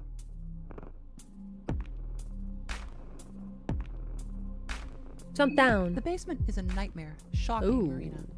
She grew up here, and while there was always an old dungeon down here, in her memory it was just a disused legacy of a bygone era. Now it's strewn with mangled human body parts and Jesus. of blood and death. They pass a strange purple snail as they move through the corridor toward a gigantic They came rare from the sigil pools which of contains blood. 3 smaller seals. Atop them, a statue of a winged man folded in shame or suffering holds aloft one of the effigies from upstairs. The rare sigil is nothing new, but these seals require some examination. These are real-world symbols, taken from the Ars Goetia. Oh, those part are of the Lesser Key of demons. Solomon, a 17th century book about demonology. Goetia is one of the 3 most I common saw types this of in, magic known to medieval Europeans and forms The much of Mortuary basis for Assistant. our ideas about demonic pacts and seals today. It was widely considered to be evil witchcraft and denounced by the church and society as evil and unclean. These are the seals of 3 demons from that book: Valifar, Crocel, and Astaroth. All Ooh. 3 are dukes of hell, the second most powerful position beneath the kings, and can serve as familiar spirits to help a summoner accomplish a certain task. Oh, This they church have is their supposed to be letters dedicated in a to circle. Alll-mer. To see a sigil of an old god down here would be one thing. But here, rare symbol has been used to conceal the signs of 3 demons, which is really beyond the pale. And if we're invoking real-world symbolism, this statue looks like a fallen angel. It does. It does. Crimson Fathers open with a mind control attack that can easily cause a wipe. Mind-controlled characters don't usually deal much damage to party members, but having one of your characters uncontrollable in a fight against an enemy that deals this much damage is not ideal. The general strategy is to take out their knife arm and then go for the other. Attacking their leg Snail. tentacles will then expose the head. After a turn or 2, they'll morph into their alternate form, going from a snail-head sewer monster to something right out of The Thing. It The seems Thing. likely that these are what has been leaving all the chewed-up people parts around. Ew.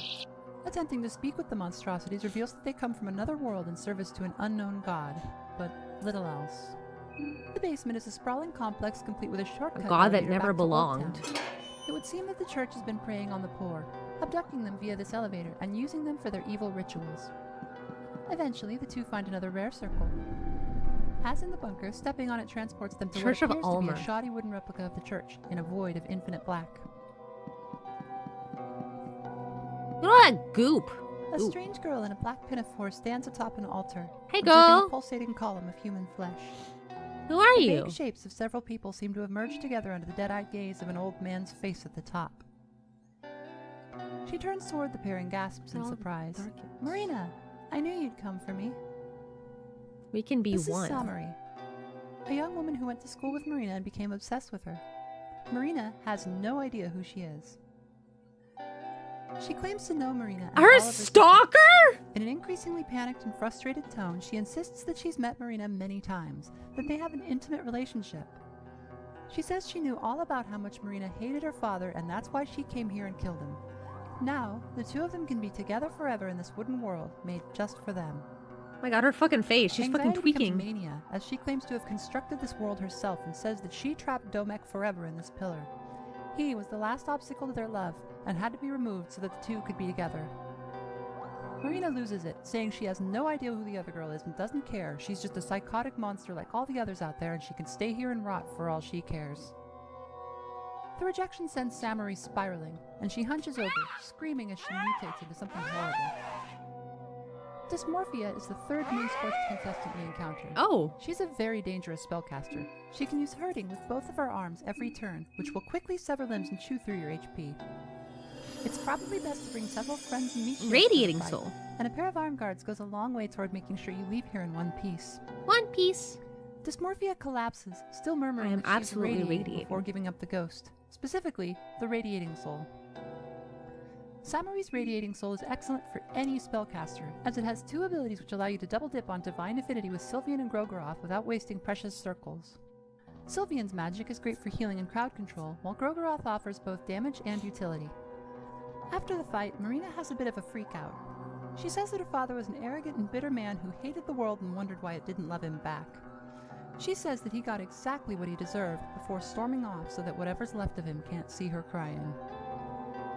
But let's take a few steps back. Let's say that Marina and Abella never went to the church. Let's say they never went to the mayor's manor. Abella never fell asleep, and the pair never explored Tunnel 7. Oh! This time, it's morning of the first day. The contestants have all just had the train for the first time and awoke to find their train stopped. After a short discussion, Marina leaves the train, passes the woodsman's house, finds the gate locked, and goes down the bunker. Abella meets her and they climb down together. But this time, they immediately find a pair of bolt cutters. This is random, but it can happen. There's Marina so explains many the situation to Abella, that fucking she's worried routes. about her dad and that they can get into town with ease. Abella can't very well say that she's actually a freedom fighter on a secret rescue mission, and anyway, it doesn't look like anyone else is down here, so they leave. Abella can always double back later, and anyway, she'd hate to let anything bad happen to Marina. On their way into town, they pass a restaurant and decide to ransack it for food, but that's not the only thing they find. A boy about Marina's age huddles in a dark corner, shivering. After a moment, she recognizes him from the train. He's the Eastern Union soldier. He's in a bad way, and it's not hard to guess why. His bare arm is covered in track marks. Not only is he shell-shocked, he's an addict. He's shooting This up! is Levi, and he doesn't have much to say.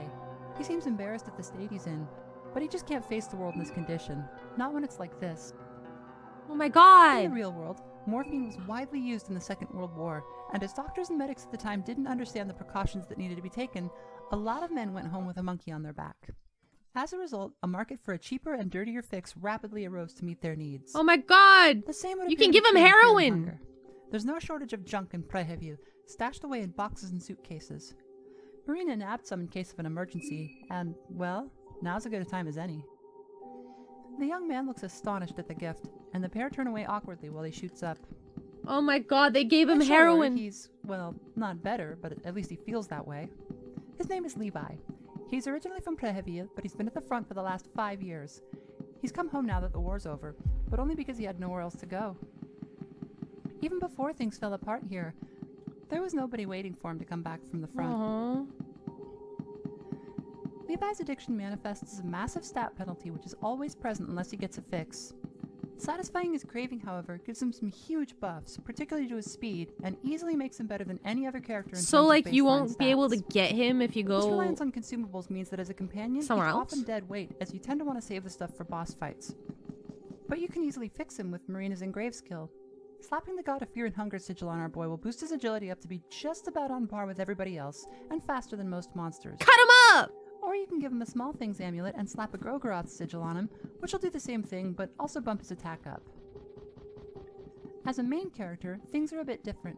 Depending on your choices, Levi can actually start without an addiction, and his pistol ability makes his Luger hit like a 303 rifle in the field. Oh. It's good stuff. Just eat the chocolate like Marina feels bad for the poor guy, and Prehevilians have to look out for each other. The young man has the solitary soul, but that's no reason he should have to go it alone. She invites him to tag along, and the three head for the church. They pass the circle, as in the other scenarios, but this time things play out differently. Oh. Samarie is here, and so is Father Domek. She has trouble composing herself, but she finally gets his attention when she says she's here because of Marina.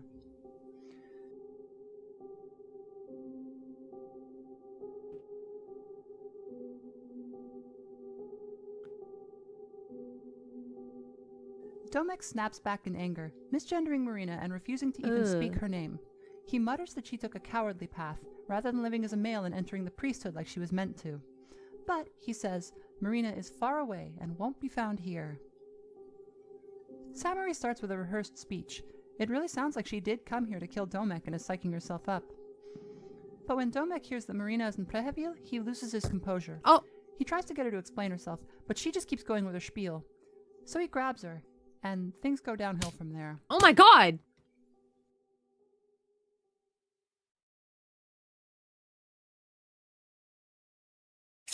Oh. She got his ass! Dirty Domek falls to whore the of ground, Babylon. Samarie runs off. Marina rushes to her father's aid. She's always hated the man, but he's still family, and she never wanted this. Domek is an interesting guy. On the surface, he's just your average closed-minded parent. But there's something else going on here. He only misgenders Marina when he's speaking to a stranger about church business, and he has to keep correcting himself to do it. We know from Marina's backstory that the church meant for her to be a man of the cloth, and that she's part of a long tradition of very powerful dark priests. Oh. Here we find out that Domek always knew, and despite his disapproval, he never stopped her. He never even brought it up before now. As he lays dying, he speaks her name, and the last thing he says is, "You know better, stupid girl." Whatever else you can say about the man, He was actually cared about his protecting daughter. her. The letter he sent Marina was meant to keep her away from Preheview. Redeemed? No. Not after all that stuff we saw in the basement. But this moment shows the strength of Haberainen's writing. In the midst of all this over-the-top horror and chaos, there's a little story about a terrible person who displays a tremendous amount of depth. The man knew what was coming, and one of his last acts was to try to save his daughter from the festival that has torn Preheview to pieces. And then he melts into the floor. Oh. The pair follow Samarie into the locked Hi, basement Bricky by Smurf. smashing Hello. through the Hi, hi, floors hello, before. hi. But this time, they find her cowering and sobbing in a corner, rather than Hey. boasting about what she's done. Hey. Confronted, she's hysterical. One moment saying she did it all for Marina, another saying she So didn't you mean to never kill hit a anybody. woman unless she wants She it? says that it's all because of him, the fiend at the top. Referring, Fiend of at the course, to our top. friend Perkele, whose incitement to kill appears to have had quite the effect on this unstable young woman. As upset as Marina is, cooler heads prevail. She assures the strange woman that she doesn't hate her and urges her to come back to the train where it's safe. Samarie refuses at first, but eventually Marina talks her into it. Back at the train, things become a little clearer, though Samarie's verbal tics don't help. Samarie and Marina both attended school at the Vatican, but while Marina was an occultist, Samarie was a member of the Ninth Circle, a secret organization that binds children to the old gods with barbaric rituals that inevitably kill them. Samarie is, essentially, a living human sacrifice, a dead woman walking made in a vain attempt to bring the dead and distant old gods back to the world. Trauma's left her unstable, and there's a further issue. She's a mind reader. While Marina was busy being the popular girl at the Ministry of Darkness, Samarie watched her from the shadows. Poor social skills, a fractured ego, and a total lack of boundaries are a recipe for disaster even under normal circumstances. Throw mind reading into the mix, and you're in for an uncomfortable time. Samarie seems to have internalized many of Marina's thoughts, even intrusive ones she'd never act on, like the notion that Marina hated her father enough to want him dead. Samarie became obsessed with Marina and fell in love with her, but what she failed to realize was that they'd never actually met. Yeah, they've never spoken. It's a tragedy for everyone involved. Samarie Yeah. is aware now that she's done wrong, but she can't seem to piece together how it got to this point. Worse, she doesn't have long to live. Whatever they did to her at the Vatican has drastically shortened her lifespan. Oh no. Samarie didn't Poor make girl. the living world. She didn't trap Domek in a pillar. That stuff was already there. All she did was stab Domek, and it doesn't look like she's going to stab anyone else. Listening to Perkele ruined the only shot at happiness in her short life. Now she Perkele. simply asks Marina to understand that she loves her and slumps in her seat at the back of the train. Samarie's sad story ends here. She has no further motivation to participate in Termina once she realizes how deluded she's been. Now she's just a lonely caterpillar, she says, waiting for her metamorphosis. She blooms into a beautiful Abella, butterfly Termina, boss and fight. Levi head up to the mayor's manor and find Henrik, who's in the process of losing his mind. It's currently only possible to save Henrik, Abella, and Samarie if you're playing as Abella. However, I showed the Sam scenes as Marina as she gets extra dialogue. Marina is absent here only due to writing stuff. I see. They snap him out of it and he returns to the train with his cooking supplies. We're back to route. From now 8? on, Henrik will provide free food to the party, topping off Yay. their hunger anytime they come visit him during the evening. If they tell him about the restaurant, Hell yeah. he'll move there instead and offer meals around the clock. Don frowns as he assesses the moon-scorched villager. His injuries make no sense. It looks like a combination of radiation sickness and frostbite, but in places, the man's flesh is charred black. Oh. Even stranger, where the rotting skin is peeled away, the muscle beneath it is hard like boiled leather. Ew. Even burnt crispy in places. Crispy. The man shouldn't be alive, or at the very least, he should be bleeding all over the place. His Karen blood is all finds him, and though the two have coagulated done and nothing thick, but argue since just they like in arrived, Soul It's Eater. clear that they're both trying to help. They discuss the matter as they try to interview the villagers who are still up and about. The residents of Old Town, when they can speak coherently, rant and rave about a green light in the sky that burned like ice. The fact that they all say roughly the same thing is especially worrying. Dawn is familiar enough with hallucinogens to understand that different people all dosed at the same time would likely see very different things. The Western Coalition, led by the Kingdom of Rondon, has developed a new weapon that uses atomic energy to create a massive explosion. This bomb, dubbed Project Bow and Arrow, was set to change the course of the war before it ended, and the blast and subsequent radioactive fallout from such a device could explain the light that people saw and some of the symptoms. Karen smirks, forcing Dawn to admit that, yes, he has considered that the military might be behind this whole thing. But radiation doesn't cause massive mutations on this scale, and there are no reports of such a noticeable weapon being used on the continent. It's a theory he's considered, but it doesn't seem likely. Dawn is not a real doctor.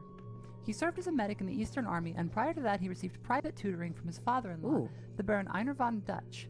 As far as I'm concerned, he's a real doctor. Childhood. Dawn's parents were cultists of Sylvian. Though the practice has largely died out, there are still pockets of believers who don bunny masks. So all these fucking people are cultists or drug addicts. At first it was just an occasional thing, but over time they grew more and more obsessed with their goddess of love, growing more distant from their everyday lives. One day, they went out into the woods and just never came back. Dawn found himself on the street. Did they begin just to orphan in fuck on like he the tried rabbits? This and that to keep himself fed, but eventually found minor success performing traditional medicine.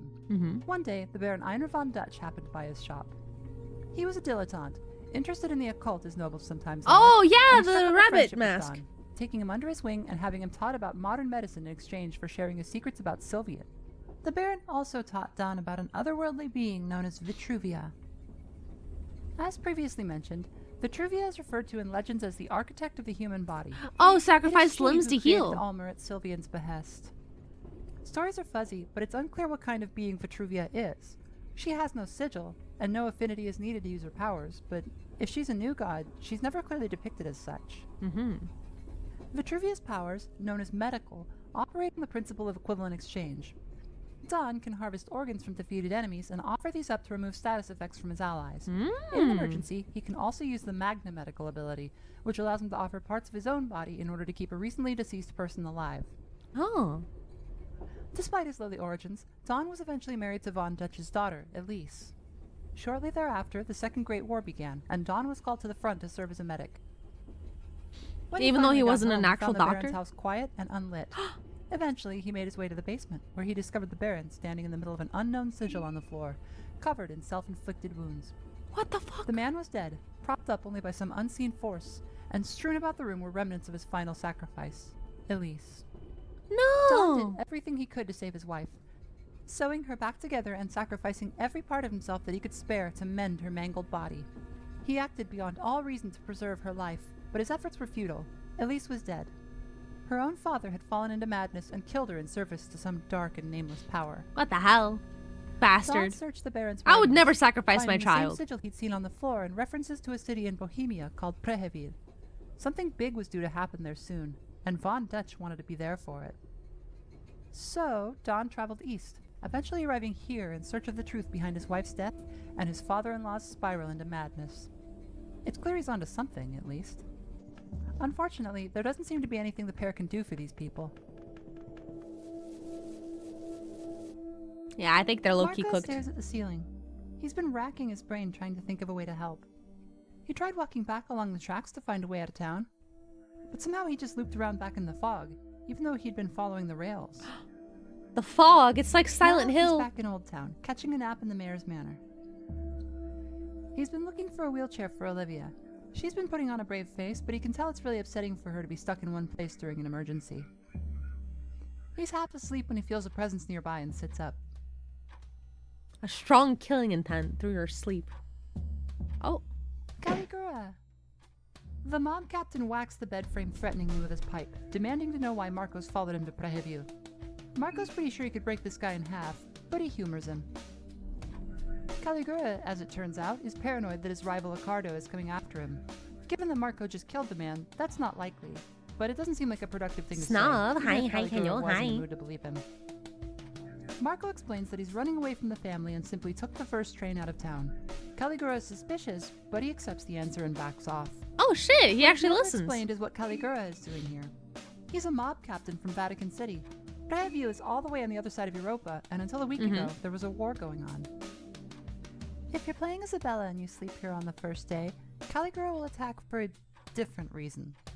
He's a terrible person, perhaps due to his decrepit soul.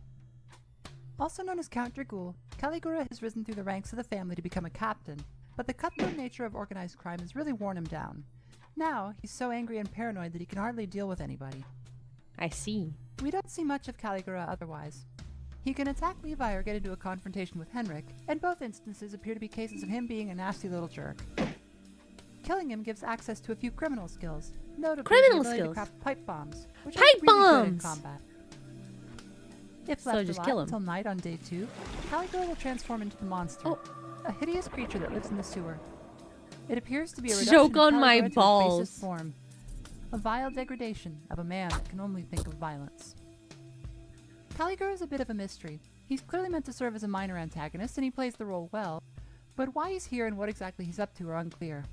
Henrik accuses him of trying to turn people against each other, and Levi can be seen reading the book that he's named after, but we get little more than that. It seems clear that he aims to win Termina, and he's one of the only participants who actually attempts to do so. I suspect future content will expand his role. For now, he's just a really crummy guy. He's just a really crummy guy. The sight of the city in ruins is especially disheartening for Marina and Levi. Marina had a lot of happy memories of this place. Yeah, this shit's Levi foggy as doesn't, hell. but it was the only home he ever knew. They evade some strange, sewn-together monstrosities What that the float fuck? They around look like weird little umbrellas. parachutes and find themselves in a department store, which seems normal except for all the screaming. Yeah, At I the hear the top of screaming. place, the architecture gets Oh. decidedly Escherian, Oh! and at the apex, the source of the screaming is discovered. A group of men and one woman, bound and strung up on hooks and chains. It's a baffling sight for the trio, and worst of all, Levi is left wondering if they didn't actually get up there willingly. For those familiar with the first game, these resemble the Chains of Torment. Oh, But the tormented, the one is tormented dead in one. pretty much every interpretation of the game's events. So what gives? While plundering bookshelves, the player may randomly come across a book titled New Poems of Love and Torment by Ron Shambara. Supposedly written in the 16th century, it mentions a dead crow. The player can actually find such an item, and offering it up at a circle dedicated to the new gods will summon the man, the myth, the legend, the new god himself, Ron Shambara the Tormented One. It's a brutal fight, designed for the endgame, and winning it grants access to the Chains of Torment spell. Uh-huh. New gods who have This completed is their the tenure game where the don't monsters really beat die. you up As horribly. we've seen, they are instead relegated to the Hall of the Gods, where they sit and converse and occasionally dispense wisdom. But we've seen at least one new god wriggle out of this fate, as Nasra used to be one, and somehow he's still alive in the world, even though the Fellowship killed him and probably took his soul. He won't be found in the Hall of the New Gods in either game, so the Tormented One must have avoided his fate. What exactly he's doing now is unclear, but new gods seem to come in groups of 4. The Tainted One is the primary new god that players will interact with. She can be summoned by offering severed heads, which she will trade for soul stones, the game's version of experience points. Oh. She speaks of agony that burns from within, but she doesn't have much to say. Oh. The player may also find a photograph of a Agony. 19th century man with the face scratched off. Offering it to the circle summons the Radiating One, who implores the player to cherish their own imperfections and to love the Aw. distortion. He doesn't say much else, but he'll trade those rust-colored pearls found in the wooden world for powerful items. Items! Lastly, the player may encounter the Heartless One by taking an especially circuitous route through the sewers to get to the church basement without cutting down the chandelier. Uh-huh. There's a key in one of the cells which unchains a being found in the wooden world if the player draws a second rare sigil in the church. This is the Heartless One, a cruel female figure who wears a shroud of pure darkness and wields the strongest sword in the game. She appears to have inspired a film in the game's world, Heartless Angel, and what little we hear from her suggests that the name is entirely apt. Karen's backstory suggests that the new gods are sort of an Illuminati, shadowy puppeteers behind the scenes who most people don't even know about.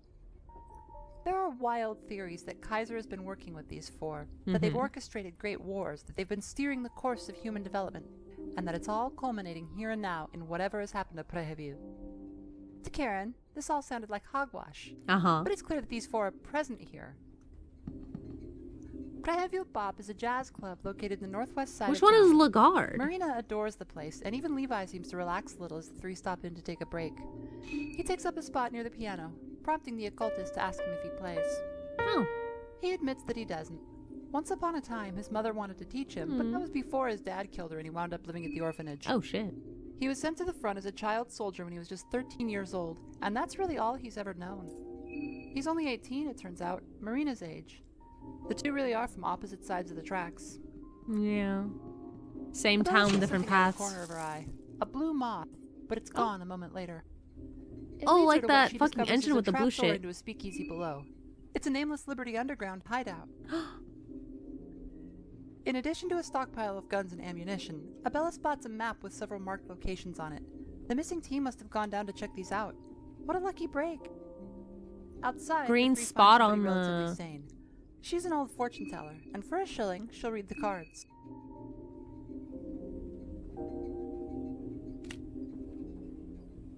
It appears you are in search, or in desperate need of a select few relics of importance. Uh-huh. The self-velating man. The The- one symbolizing the downfall of man. The primal weakness. That one you can find in the moldy prison that houses the foul and the weary. Uh-huh. The The gaping gaping hunger. The one symbolizing endless hunger and endless discontent. That one you can find where one starts their long journey on the path to that very same discontent. How very vague, The by martyr. the way. The one symbolizing the need for idols. I could The beat need your for dreams to idol. look up to.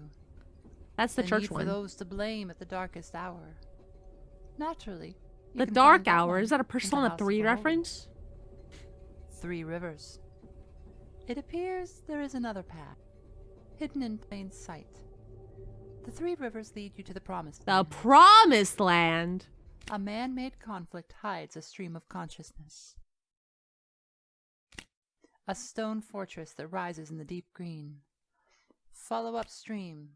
A treasure hidden behind a waterfall. No fucking way. Treasure behind a waterfall. This really is Hope a you got video your game. shillings worth. She must be talking about the effigies, and it sounds like the hunger effigy is nearby, at the orphanage. Levi gets a sinking feeling. He's been unconsciously heading that way all day. It's the only place he knows, and the last place he wants to see. Uh-huh. For Marina, too, it's a painful thought. Her father founded St. Domec's orphanage. It bears his name, and his portrait hangs in the entryway. Damn. The orphanage at first seems fairly normal, at least for the I would time and immediately go to the place. waterfall treasure. The First Great War left a lot of orphans, and the Second didn't help. So the church stepped up to provide for the unfortunates who had no one else to support them. The place is a little Spartan, and the school and prayer schedule seem strict, but at least the kids had someone to look after them, right? And a roof over their head, right? But Levi's stomach turns as he enters. Oh. He can smell the flowery perfume that the nuns used to wear, and it makes his skin crawl. This is the institution that handed him this state to be used as a child soldier, and while it was once his home, it was never a very nice place. Some of the children still roam the halls, now transformed into horrid little cherubs with razor-sharp claws. It's best to use the handgun here as it drops them in a single shot. If engaged in melee, they attack in groups of 3 and will very quickly deal a lot of damage. Ass The facing rotting you. floor breaks, dumping the group down into the basement.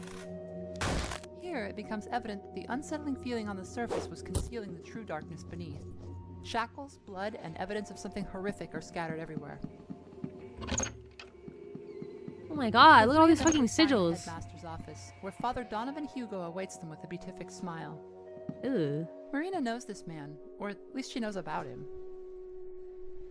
She says he's a creep, and there are rumors that he's some sort of ancient vampire who bathes in the blood of infants. What the fuck? It seemed far-fetched once, but after seeing the basement... He wordlessly reaches out to embrace Levi, but the ex-soldiers found a new god now. And so the battle begins. Father Hugo can be a very difficult boss. He casts Scorched Earth, which makes everyone vulnerable to fire. The trick here is to set him ablaze with an ornament lantern, pyromancy trick, or a murky vial, and then try to take out his arms so that he can't cast spells. Oh. The fire vulnerability No applies arms. to him too, so he winds up taking tons of damage. That boy is on He dies without ever having fire. said a word. His body looks unusually fit and sturdy, but he doesn't appear to be mutating like everybody else. Just what were the priests in this town doing? Levi pilfers a key off of his carcass, and the 3 leave by cutting across the courtyard, which inexplicably She has cut a his gallows face. in it. The story goes that this place used to be a jail, but Marina notes that in the old photos, the gallows was out front, not back here. Uh-huh. That shed looks a little odd. Oh, another one. The three stand in the trenches of Great Battlefield, all mud and razor wire with what look like this is petrified Levi's soldiers trauma. dead on the ground. Levi starts to panic, saying that he can't be here, that he left the front. But Marina's able to calm him down, reassuring him that it's not real, it's gotta be some kind of magic. There are more Rontiels here, and at the center, another statue of a fallen angel clutching an effigy. This one is Hunger, carved in the likeness of the lower half of the god of fear and hunger and representing need and discontent. Its position matches the Shout out to gallows in the Fear and real Hunger. schoolyard, and there's an obvious connection. The battlefield sends kids to the orphanage, and the orphanage sends kids to the battlefield. The modern world co-opts the natural cycle of life and death, grinding millions to dust in the gears of industry. The three return to the real world via the magic circle. They have 2 effigies now. What'll happen when they find the third? Karen finds a group of moon-scorched living like moles beneath the city. Hey. It's not clear whether they came down here to hide from the monsters in the moonlight or if their condition compelled them. Ew. Most are hostile, but she does get an interview out of one guy. He tells her that Termina's been going on for a while now. First it hit the town, involving everyone in Preheville pretty much, but it didn't stop there. When Kaiser's men arrived, another festival started, and they all got sucked into it. Oh shit. Karen and her group are the 3rd consecutive festival. He's not extremely sane, but the way he talks about this suggests that it's a local custom that happens every so often. But this time it's pretty much depopulated and destroyed the city. Much of the damage topside, it turns out, was done well before the marching men of Night's Day got here. Karen This can't is get a her head around regular any of these ancient event? gods or the idea that Setting this your is own really all the city moon's on doing. fire? But the notion that a barbaric but long-standing local custom has been corrupted so badly that it's completely destroyed a modern city is something to chew on. There are flyers around the city telling people to report if they dream of Percola. These must have been put out a couple of weeks ago, probably by the church. The mutated police officers keep saying that the high priest put out a curfew order. Was the church trying to contain the damage? Were they working with Kaiser? Sounds like or a fun against him? time. What the hell? It's a purge started by your Into the dreams. Maiden Woods. Marina says they used to sacrifice temple maidens out here in the old days. Oh. Given all the three have seen, perhaps they still do. Oh. Strange men in owl costumes attack them with poisoned darts, summoning forth bizarre phantom birds. But the three are able to fight their way past, heading deeper and They deeper fucking into pop out of forest the until they goddamn come upon a leaves. lone bunker guarded by a Oh, what hideous the fuck? abomination. The centaur appears to be a What the human beast with fuck? a Does he horse, have a but the giant ass body set is of balls? twisted, distorted, and covered in bandages. The creature does its best to trample the three, but they're able to escape. Can you let into me the know if it's bunker. got huge balls? Here's a hint. Don't fight the centaur. It sucks. It can do massive AoE damage if the legs are intact, and it still hits hard even if you break some of them. It counters attacks to its heads with poisonous vomit, and it's just generally deadly. It doesn't even drop anything. No. It's not worth The it. bunker leads down into a set of tunnels similar to where Abella and Marina met, though moss encroaches here as the forest tries to reclaim the concrete. Concrete? Deeper down, they spot another phantom, the woman with the red shoes, who hisses and flickers with static before vanishing. What the fuck? That's, Worrying, Karen's. There are a few severed limbs here, and a half-completed sew job. Ugh. Somebody's making these. As they progress through the tunnel complex, they find out who. Still living blobs of meat, likely the remnants of the Ew. Brevenites who captured this place, are sewn together in bizarre, impossible combinations, one group forming what could only be called a human centipede. Oh. A girlish giggle spills from the sewn-shut lips of their creator and tormentor, a stitched-together woman brandishing a needle and thread. Blue paint covers her chin and throat, and it's hard to Blue tell paint. exactly where her clothing ends and her body begins. Fighting Stitches is not a particularly good idea, as she hits hard and she's easy to avoid. If you lose to her, you'll wind Titty up as part of sensor. the human centipede, so, that's fun. Oh. It sure is. If the player's playing as Dawn, they'll discover another disturbing lair. This is his late wife, Elise. Or at least, it's her body and face. She never speaks and makes no sign of recognizing him, but he'd know his dead wife's face anywhere. That's so fucked The up. group is able to lose her in the tunnels and take the elevator deeper into the complex. There, they encounter another That's so figure. fucked. It's Osa. He's been shot with a cursed green arrow, Oh, which no. is stealing some of his magic power, but he's alive. He seems wary and standoffish, but a persistently helpful Abella manages to talk him into joining their party. Osa came down here looking for secrets. He's here for possibly because secrets, he and has so the are enlightened we. soul. He's cagey about his motivations and who shot him, but playing as Osa reveals that he's in Prehevil at Nasra's direction. The Great Wizard predicted that Termina would happen and instructed his pupil to take part and claim whatever prize he could at its culmination. But both Osa and Nasra know that something more is going on here. Termina is a known phenomenon that just sort of happens sometimes, but it seems that some great conspiracy surrounds this one, and that the most powerful people in the world have a vested interest in it. This is a special Termina. Behind Osa, there's a big machine. The yellow mage asks if Abella knows what it does, and she simply pushes a button which turns it on. That did something? Osa asks if she knows what she's doing. She just gives him a shrug. She needs to turn those on for the NLE, you know? The sun is setting, so the four head back to the train for some rest and free goulash. Karen holed up in a bookstore last night, but now the sun's up and she can snap some photos. Or at least, that was the plan. It's interrupted when she hears a bottle break behind her. Oh my god! The town is closing in. She ducks into a nearby apartment building to get away. Only They're for the door fucking locked jumping behind her! They're jumping my girl. The place is covered in a white crust that almost looks like mold, Crusty. and there's an uncanny atmosphere. Or it could be still and goon. quiet, like the whole building is sleeping. But it Ew. isn't completely Bro, the quiet. whole building got gooned on. The sound of static spills down the hall, accompanied by flickering light. She slowly approaches, gun drawn. In the middle of an open apartment, a TV is inexplicably on despite the power being out. Silent Hill. Shocking acts of crime in the heart of Prehevil. Described by Karen. Commentating the events here in Prehevil, Bohemia is Karen Sauer. Good afternoon. But she hasn't done this, A right? murder so heinous and perplexing in all its particulars has never been committed in the city of Prehevil. The tragedy on 28th Street. This most extraordinary and frightful affair that transpired here in the heart of the city baffles the residents of the apartment building to no end. The person charged with this crime is said to have never been a suspicious one. Uh-huh. All the residents described him as a calm individual who liked to keep to himself most of the time. Yeah, I bet he was an honor Regardless student of his too. outward persona, inside, this man was a monster. The residents of apartments 2, 6, 11, and 13 were murdered. Of course it's in the number most 13. gruesome manner. Karen stares in stunned silence as the broadcast ends. That certainly looked like her on TV, but she's never recorded a report about Prehevil in her life. She finds a set of keys in the manager's office and is able to use them to explore the apartments. At one point, Is she bleeding? spots a disgusting monster wandering the halls.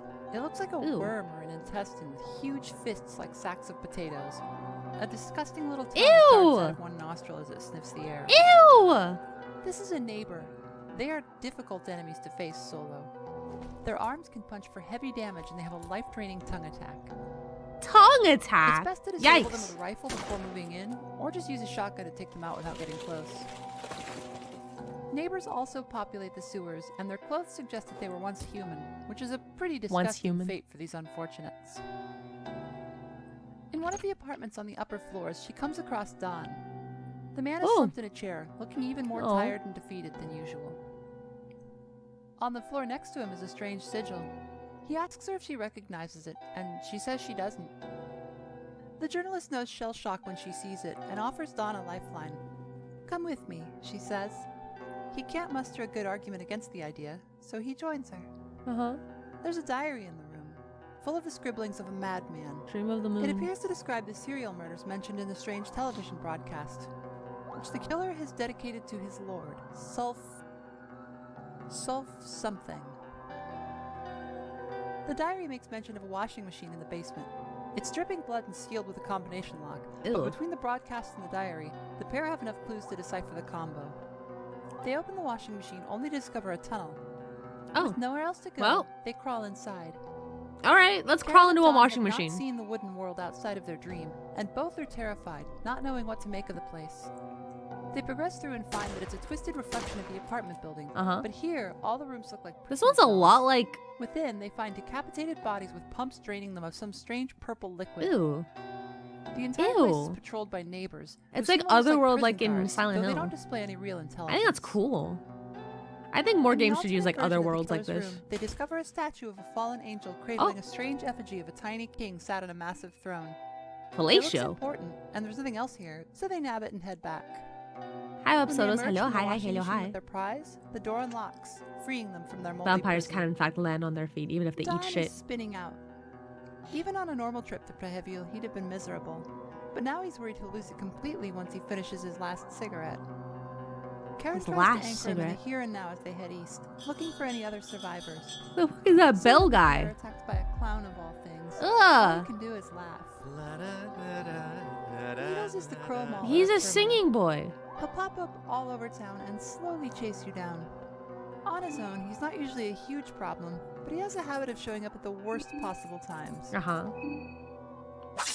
Encountering him in town before entering Tunnel 7 means that he won't kill Tanaka, but left to his own devices, he will track down and start to kill other contestants that you haven't recruited yet, Uh-huh. leaving gruesome tableaus for you to find. He deals moderate damage with his needle whip and can poison characters to add damage over time. The main problem is that he's pretty beefy and can really wear you Beefy. down over several turns. You might be tempted to cut off one of his arms, but don't.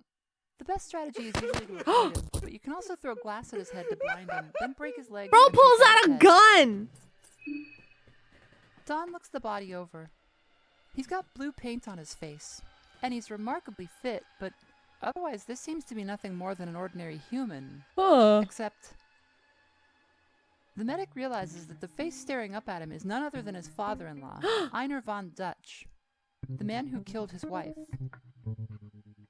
What the hell? The last Don saw of the man, he was dead, having sacrificed himself in some unknown ritual. So thought he that was the became end of this it, thing but after the somehow ritual? A dead man got up and made good on his intentions to visit Prehevio.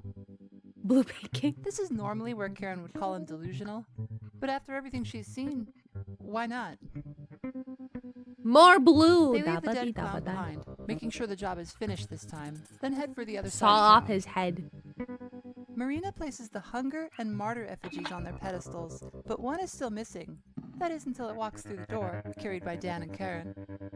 Uh-huh. The group make their reintroductions and swap stories of what they've seen while Karen places hers on the pedestal. A hidden staircase in the floor opens, leading down into the unknown. Into Osa the senses a god in unknown. this church, but it sure isn't Alll-mer. Whatever the priests were doing here, all the abominable things going on in the basement, they were done in the name of some unknown other god. Mm-hmm. His words send a chill up Don's spine. Do you feel that chill running up your spine? The stairs lead to a tunnel that contains more of the snail monsters and a few pillar men, and the contestants eventually come to a hidden chapel where a massive statue of Alll-mer has been constructed. Uh-huh. Only, that's not Alll-mer. It's all wrong. Something is watching them from the scaffolding. The Without furry! warning, it leaps down and attacks. Rancid the Circle isn't the hardest boss in the game, mostly because you only have to break one of his limbs. He attacks twice for high damage with his spears, so it's best to try to race one of his arms down before they can kill anybody. You actually get one of his spears if you do, and it's a pretty decent weapon. Yay! The beast withdraws, roaring that the contestants aren't the one that he's after. He curses humanity, saying that they've been meddling with things they shouldn't and that it's causing all sorts of problems in the world. Despite his fearsome attitude, Rancid would seem to be interested in ending the current chaos and restoring the world to its usual equilibrium. He mentions a few interesting things that are easy to miss. 1, the doppelgangers are coming into existence. 2, that dead gods are being brought back. Uh-huh. And 3, that the source of all this trouble is people misappropriating the power of the moon. He then takes off, leaving Oh, the it's party gotten bleeding foggier. and baffled. The exit leads to the Temple District, a place where only the city's clergy are normally allowed. It's patrolled by bellends, suggestively shaped monsters that wield iron spears. Bellends can rapidly deal damage by strangling people They're with their free hand, fully and that should always be censored. targeted first. They I don't can get to also look- boost their defense in combat. My preferred strategy is either to shoot them or to spend the first turn destroying their dangerous arm, then retreat to I reset their appreciate it, stat Worm buffs, Girl. re-engage, destroy the other arm, and then destroy the torso. Oh, at looks your like a leisure. penis, doesn't it? You can see his The big ass. tower rises to the north, but it's giving Marina a bad feeling. Karen wants to have a look at it, so the groups decide to split up.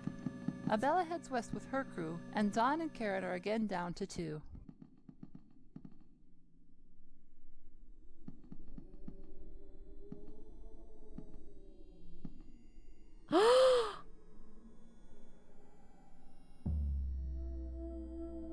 Yo! It's the man in yellow! Is he Lagarde?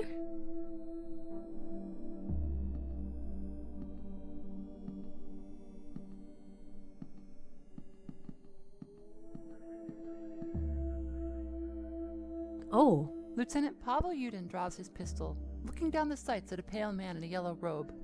This is Kaiser, ruler of the Bremen Empire, and Pav has come here, rising through the ranks in the Bremen army, trying for years to get this close to the man.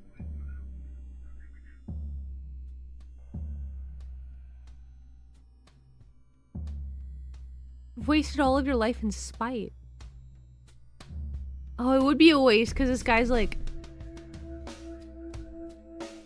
I don't know what Sucker for Love is. I'd have to look into it if I decided to play it. This greater scheme of things is a trap humanity has fallen They for. share a few terse words, and Pav pulls the trigger. Nothing happens. That is to say, the gun goes off, but the bullet doesn't seem to do anything to Kaiser, who casually draws his sword and slashes through Pav with a vicious counterattack. The lieutenant drops like a rock. From and over Kaiser there! keeps walking. Karen and Don rush to the wounded man's side. He's still alive, and Don is able to staunch the bleeding, though he'll need care in a hospital if he's to last more than a day or two. There's nothing at the tower but a bunch of impaled corpses, and it's giving the pair the most terrible feeling. Writing on the statues flanking the tower makes it clear that, as Porcala said, the way up will only appear when all but one of the 14 are dead. Nobody's eager for that to happen, so they pick up the lieutenant and gingerly haul him back to the train. Pav was born in Voronia, now part of the Eastern Union. Years ago, the Bremen army invaded his homeland, and he lost his family in the fighting. I see. So Pav dedicated his life to revenge, finding his way to Bremen, joining the army, and waiting for his chance to kill Kaiser. But there's a danger in playing the part. Pav couldn't get to where he's at today without becoming an active member of the war machine that he hated. You can only stare into the Yikes. abyss That's for so sad. long before you too become a war criminal. There's a house on the way over, and Marina has a feeling they should stop in. The walls are painted an odd shade of blue inside, and it's filled with replicas of priceless antiques. This is the home of Father Donovan Hugo, who Levi and company left splattered all over the orphanage. As Marina suspected, the man knew something. There are notes scattered all over the floor. At first they seem incoherent, but as she puts them together they begin to tell a somewhat insane story. Donovan visited the legendary city of Mahabd in his dreams. Oh, and he went to the desperate city! return there. Mahabd was not originally the domain of the new gods, he writes, nor of men. It had a king who ruled over it like the sun, and all the people stood under that same sun in unity. He also speaks of a different sun, one that now burns cold in a pit underground. What the fuck? He seems to believe that one day the original sun will return, and so will that legendary king. What the fuck? Ooh. You're not even sure what you're looking at me either, Unfortunately, buddy. Donovan's plans were foiled when he had the dream. He must mean the Termina dream, and he writes as though he knew what it was. Like Father Domek, he knew what was coming. Someone had a good He night. may have even had a Goon hand too in it, close to the but he was underground ultimately sun. destroyed by it. Thousands of people are dead, but there's at least a tiny bit of justice in the world. Marco and Tanaka return to the train with a gift for Olivia, a wheelchair. Now she can scoot around and see what's going on for herself. Marco refuses to let her go alone, and Tanaka decides to keep an eye on Samarie and Pav. Alright, we saved Tanaka in this timeline. Karen and Don tag along, and the four decide to visit the jazz club that Marina mentioned.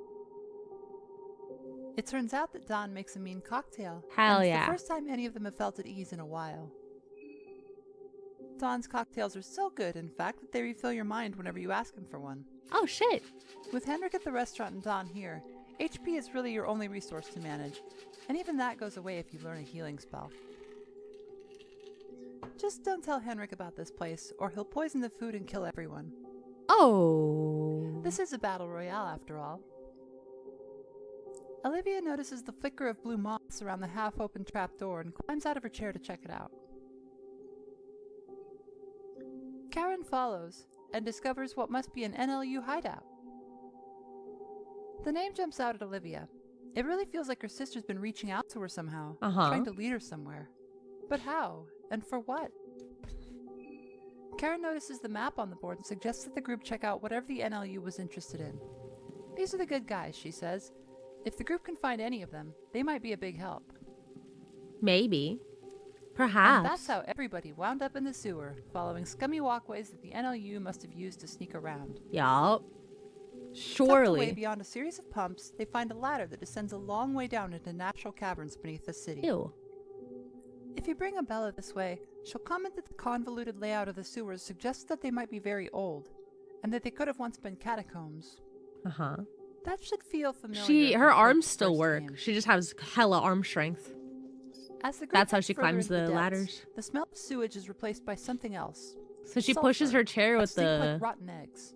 wheels. But Olivia can still see the butterflies, which lead them down a side passage and into a massive open cavern. Something is Grover approaching in the statue. dark. Oh, Something big. what the fuck? It's a Ew. gigantic, three-eyed wolf with teeth that protrude from its maw, snarling and snapping as it approaches. What the fuck? It's Moonless. It She's is. grown a lot over the last 350 years. She and got now real that's our big. problem. She attacks with her front paws, so it might be worth breaking those, but don't forget to poison and burn her torso or head.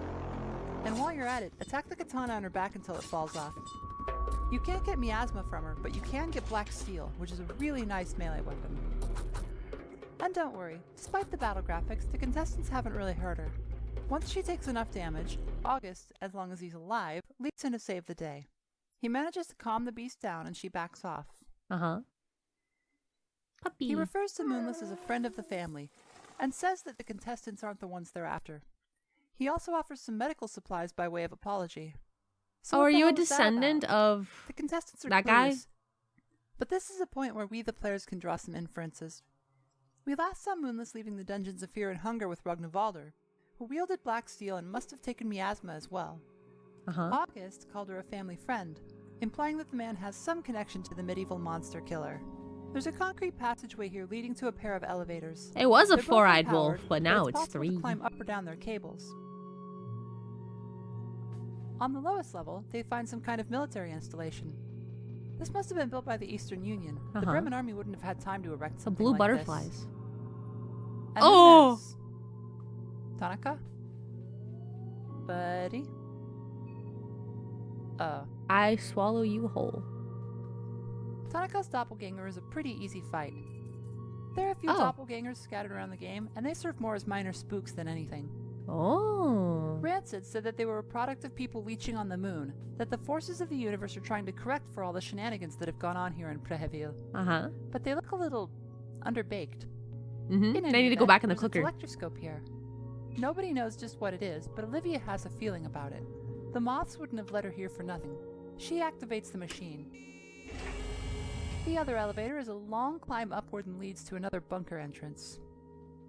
Here, the group discovers what turns out to be the foundation of the church. Uh-huh. There's a book by Father Foundations Hugo decay. here which Oh. takes a few shots at Enki, suggesting a schism in modern theology. Enki's Hey! matter-of-fact understanding on one side, and Donovan's looser, more transcendental interpretation on the other. Leave These Enki catacombs are alone. ancient. If Marina's You would thought allow that, an Irish she'll indicate that they doppelganger in might your be house around 2,000 years unknowingly? old, dating from the Dog, it's earliest all settlement in teeth. this area. There's not even any There's also an elevator that eyes. heads up to the church basement, meaning that Hugo and Domek must have been involved with whatever the Eastern Union was doing. At with least that make eye machine. contact. Karen can hardly contain herself. Proof. Concrete proof of a conspiracy. She's got it. She's The got group it. encounters a Crimson Father as they try to leave the church, and against all advice, Karen tries to interview it. It can't Oh. speak, but as its bottomless green eyes stare at her, she feels its presence invading her mind. It shows her images of an impossible shape, an unknown god trapped in a pit of burning sulfur. It nearly Oh. drives her mad, but Olivia shoots the thing dead and the four are able to escape. Shotgun. Olivia, by the way, is surprisingly comfortable with a firearm. While the others view them as tools, she feels an uncanny affinity for them. It's almost sensual. Oh. Perhaps it's because they restore power that her body has been robbed of. Or perhaps it's something more. Abella and her group run into August Something in the Maiden more. Woods. There's still a point of interest out here to investigate, and the city's still extremely dangerous, so now's as good a time as any for a break. Following the smell of smoke, they discover the man resting at a small campsite. Uh-huh. Abella is a fellow Oldegordian, and they share a few words about the home country before he decides to tell them a story. 350 years ago, the world was in a terrible state. Sure The powers was. that had Fear and led it Hunger out of the 1. Dark Ages had slumped into corruption and decay. But there was a prophecy that a certain man would bring about a new era of prosperity and peace. Mm-hmm. That man would arise, becoming a hero to the people as he fought against the kingdoms of his day. And he But he realized to failed. fulfill his prophecy, he would need more power. So he went down a very dark path, sacrificing everyone and everything he had to achieve it. But in the process, he inadvertently created the conditions for a different power to arise, the god of fear and hunger. And her influence led people to sweep away the old order. Shotgun wielding eventually wheelchair found lady with strength major in the upper body darkness, strength. But it cost him She also is everything. really good at And when he poisons. emerged, ready to wield it, the opportunity had passed him by. That didn't stop him from trying. He raised up an army and spread chaos across Europa, becoming known as a monster and a villain, the Yellow King of Madness. In the end, he returned to the darkness. But there was a problem. The prophecy was never fulfilled, and so the story goes, in his madness, his belief in the prophecy prevents him from finding rest. I see. To this day, he continues to wander the earth in search of his greater good. The group leaves the campsite and heads back to Tunnel 7, where Marina and Abella initially met. This time, there's nothing to fear down here. They turn on the computer and head back to the city. Both groups convene in The mind of the last person. marked Bro. destinations, the museum. Here, a deformed butler named Jeeves tells them Hey, they're Jeeves. invited to join in the festivities. As expected, something is terribly wrong here. The attendees, dressed in elaborate costumes, seem to be pantomiming a party. Their mouths and hands move, but they make no sound, robotically going through the motions of a high-class celebration. There are various artifacts here, and if you're playing as Osa, Nasra will comment on them, filling in a little more backstory. Most importantly here, we get an answer as to Mahab's original The 9 chromatic inhabitants. The place lights. appears to have been plundered by archaeologists in this day and age. Its artifacts now fodder for museums like this one. The wall carving Donovan obsessed over, the one he'd seen in his dreams of the ancient city, is here, but it looks quite a bit different. Dated to 20,000 years ago, it depicts reptilian beings, not humans, and a helpful placard explains that these are the 9 chromatic blights. Mahab's original Dragons? inhabitants were the lizard men seen in the first game, who became creatures called blights rather than new gods. Oh, At T-Rexes. some point in prehistory, humanity conquered Mahab, overthrew its king, and drove its people out to I languish see. and eventually die off. I see. Humans are the great evil. The new gods They have took our always poor failed lizard because that people's world was city. never meant for humanity. We stole our place in the Great Hall, tore down the reptilian idols, and erected our own. Every failure since has been a failure of the human race to live up to its precursors. I see. There's more, though. We're trying to fill shoes that Given weren't in built for Abyssinia, us. Worship of the old gods was taboo until recently. The Songhai Empire always viewed them as extraterrestrials, beings from beyond the blue sky. There are no easy answers here. Everything we learn just raises more questions. All we can do is move on. Aliens. The goal of the party is to find the attendees that Jeeves clued the group in on and speak to them. They repeat phrases about the date and time. It's 1:35 in the month of sulfur, apparently, and by entering that information into this clock, we can proceed. The Eastern Union tried to bury the Logic Project when He they just pulled rolled out. down the fucking stairs. Holy Logic shit. was considered expendable if it meant an end to the war. And so they handed Prehevio to Kaiser on a silver platter, considering it a cheap price for peace.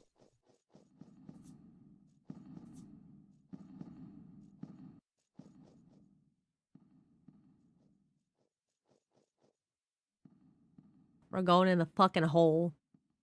Snake Eater. What a thrill. Sorry. Another. What the NLU found when they arrived was that the Bremen invaders had immediately seized the tunnels and began excavating this place. Okay. The White Bunker. What are they Abella bunkering inspects here? The terminal. All 3 telectroscopes are now online, it says. The vault door swings open. Now they decide who will go. Olivia is adamant. If Rayla's in there, she has to go see her. Marco won't let Olivia go it alone. What a nice guy. Osa came here to learn the truth, and there seems to be no better place. Abella has a mission to complete. Goodbyes are made and the 4 venture into the bunker. The vault door clangs shut behind them. It will not open again. Oh. Who you take down here is up to you, of course, but it's a difficult path, so you might want to come prepared. There are Bremen elites everywhere, and they're very powerful. The flame troopers could even instantly kill you if you're not careful. There's something strange about these guys, like stranger than normal for Bremen soldiers. If Don is along, he'll comment that there's something uncanny about them. But he can't quite put his finger on it. Of course, Kaiser, being the head of our stand-in for Germany in the Second Great War, has cooked up some sort of zany super soldier program. They've been These cooked. are probably marriages. Under the right conditions, sometimes Sylvian will find two beings showing each other an act of physical love and will merge them together into one gestalt being, stronger than either of its constituent Gestalt, parts. like mirror. It's best to shoot them. There's plenty of ammo down here, and it turns what could be a slog into something of a victory lap.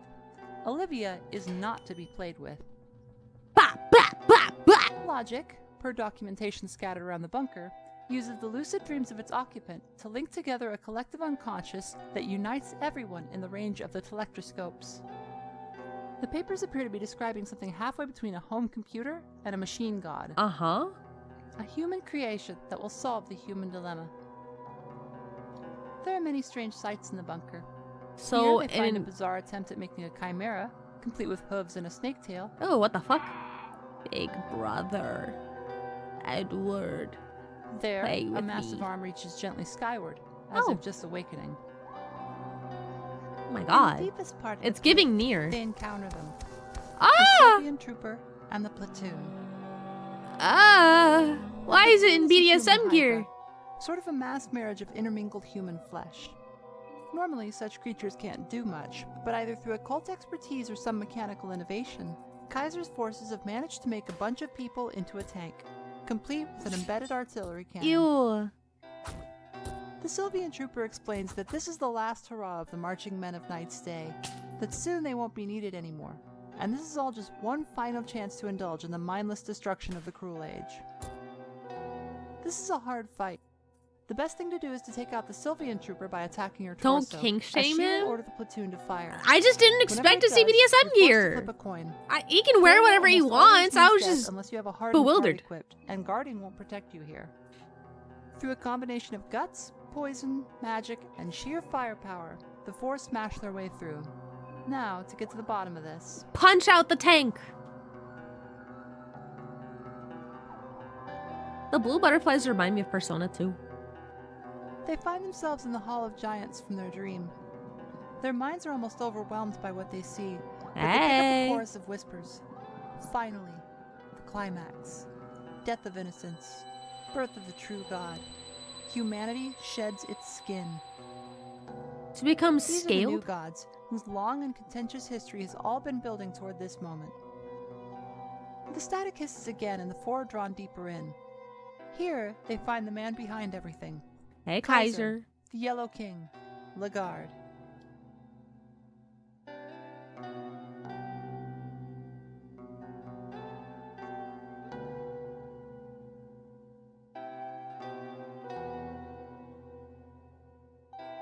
You are late, you know. You've come to witness the birth of the new era. The birth of a new god. The logic, the machine god, is online. It's a cruel joke fate has played on me time and time again. At one point in time, I didn't think I'd be the one to lead us all to the promised land. My ego led me to believe Lagarde I'd be is the one forced to true abandon god. his ego in what he calls the dark green and learn to embrace chaos. Now, he's put together a plan that will allow humanity to break the cycle it's been trapped in by shrugging off the gods entirely, through the use of logic, a god machine that will unite the collective unconscious of the species and bring it into the next age. Nasra is forced to admit that the idea might Internet. actually work where the last two ascensions and every attempt by the new gods have failed, but he'll be damned if he's going to let a prick like Lagarde be in charge of it. But Lagarde isn't in charge of it. He was supposed to be, but for the second time in his very long existence, he was beaten to the punch. Olivia's sister, Rayla, head of the Bohemian chapter of the Nameless Liberty Underground, infiltrated the White Bunker and activated logic herself to prevent Kaiser from getting his hands on it. He's here now only as its guardian. The project will succeed regardless of who's at the helm, and he's made peace with the situation. But the machine god is still weak while it comes online, and any interference could have unintended consequences. The four contestants cannot be here, so he raises his sword and the battle begins. I believe in you Superficially guys. resembles the Yellow King from the first game. And apparently the resemblance was enough for a lot of people to call it there.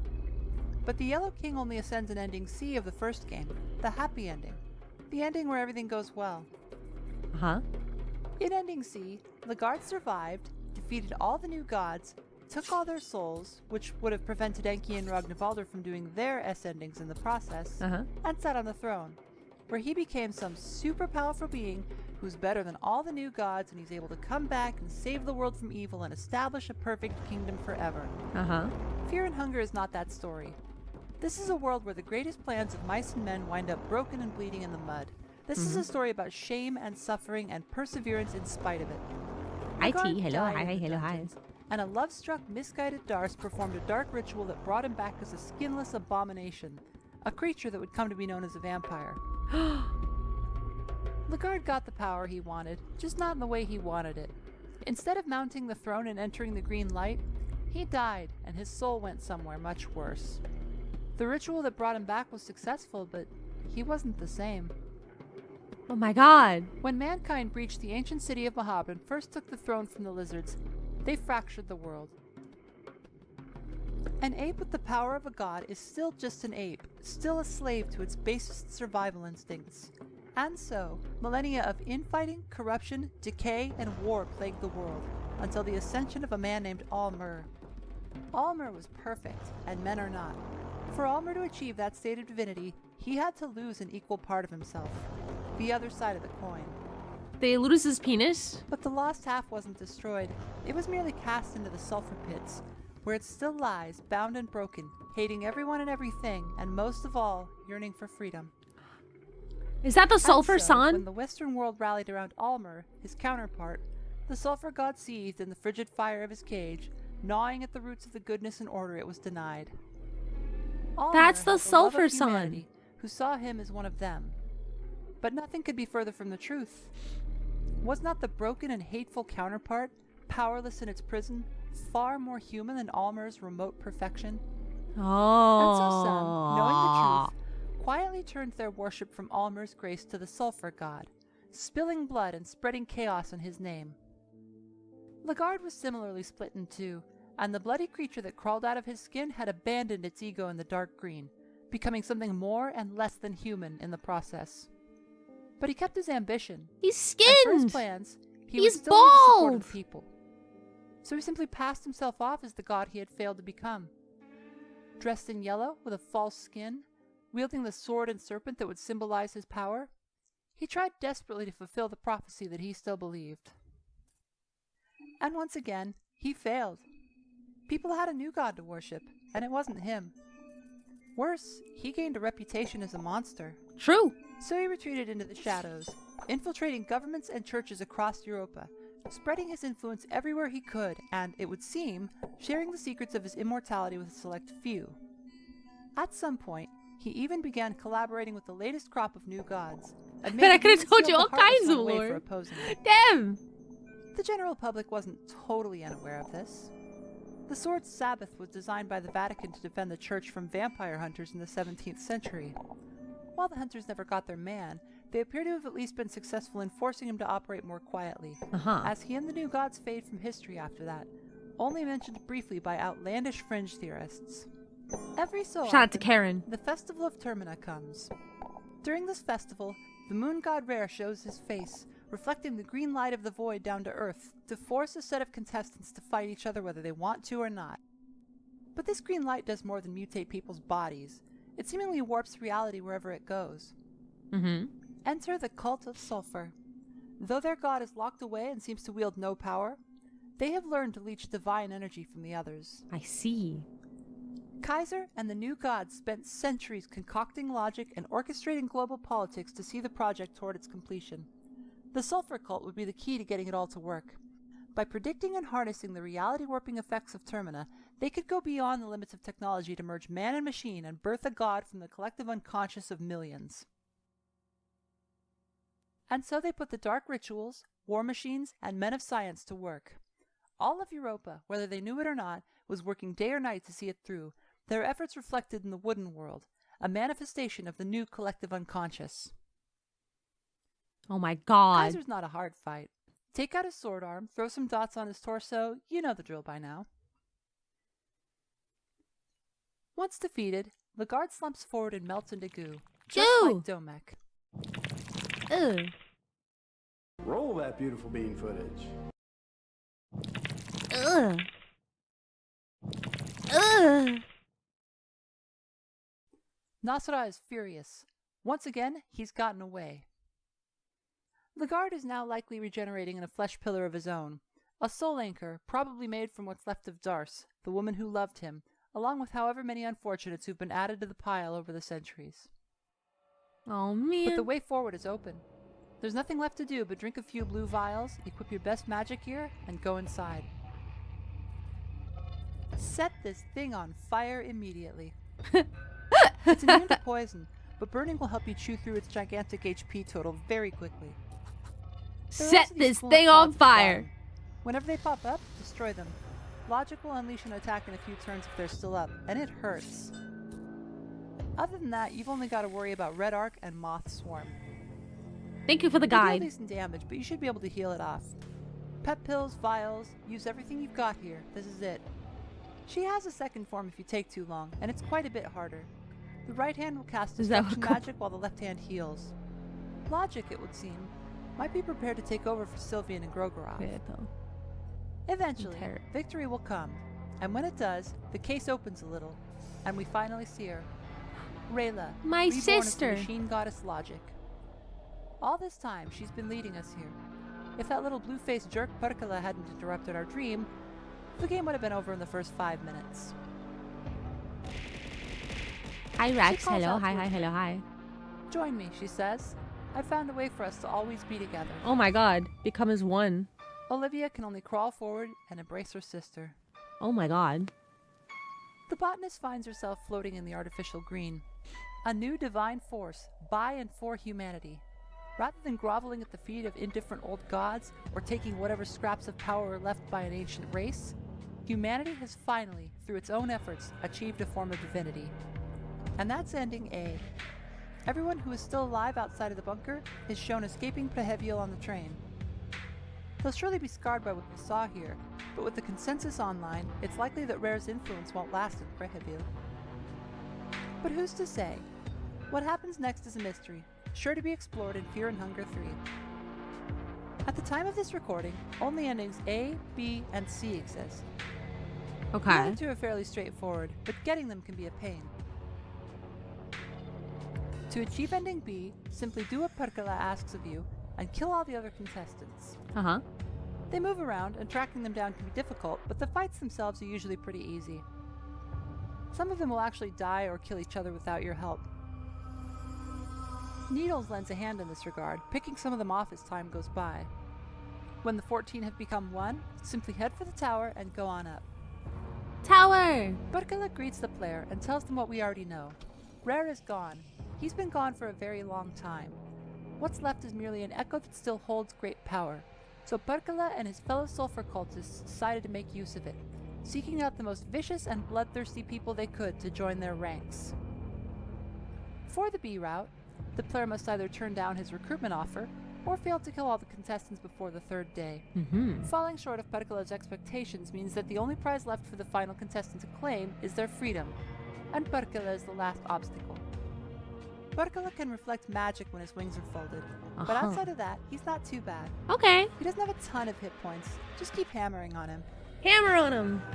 Beat his Once he's ass. dead, the contestant is officially won, attracting the attention of what's left of the old god himself. You don't want these motherfuckers looking at you. I'm not gonna lie. A flashbang!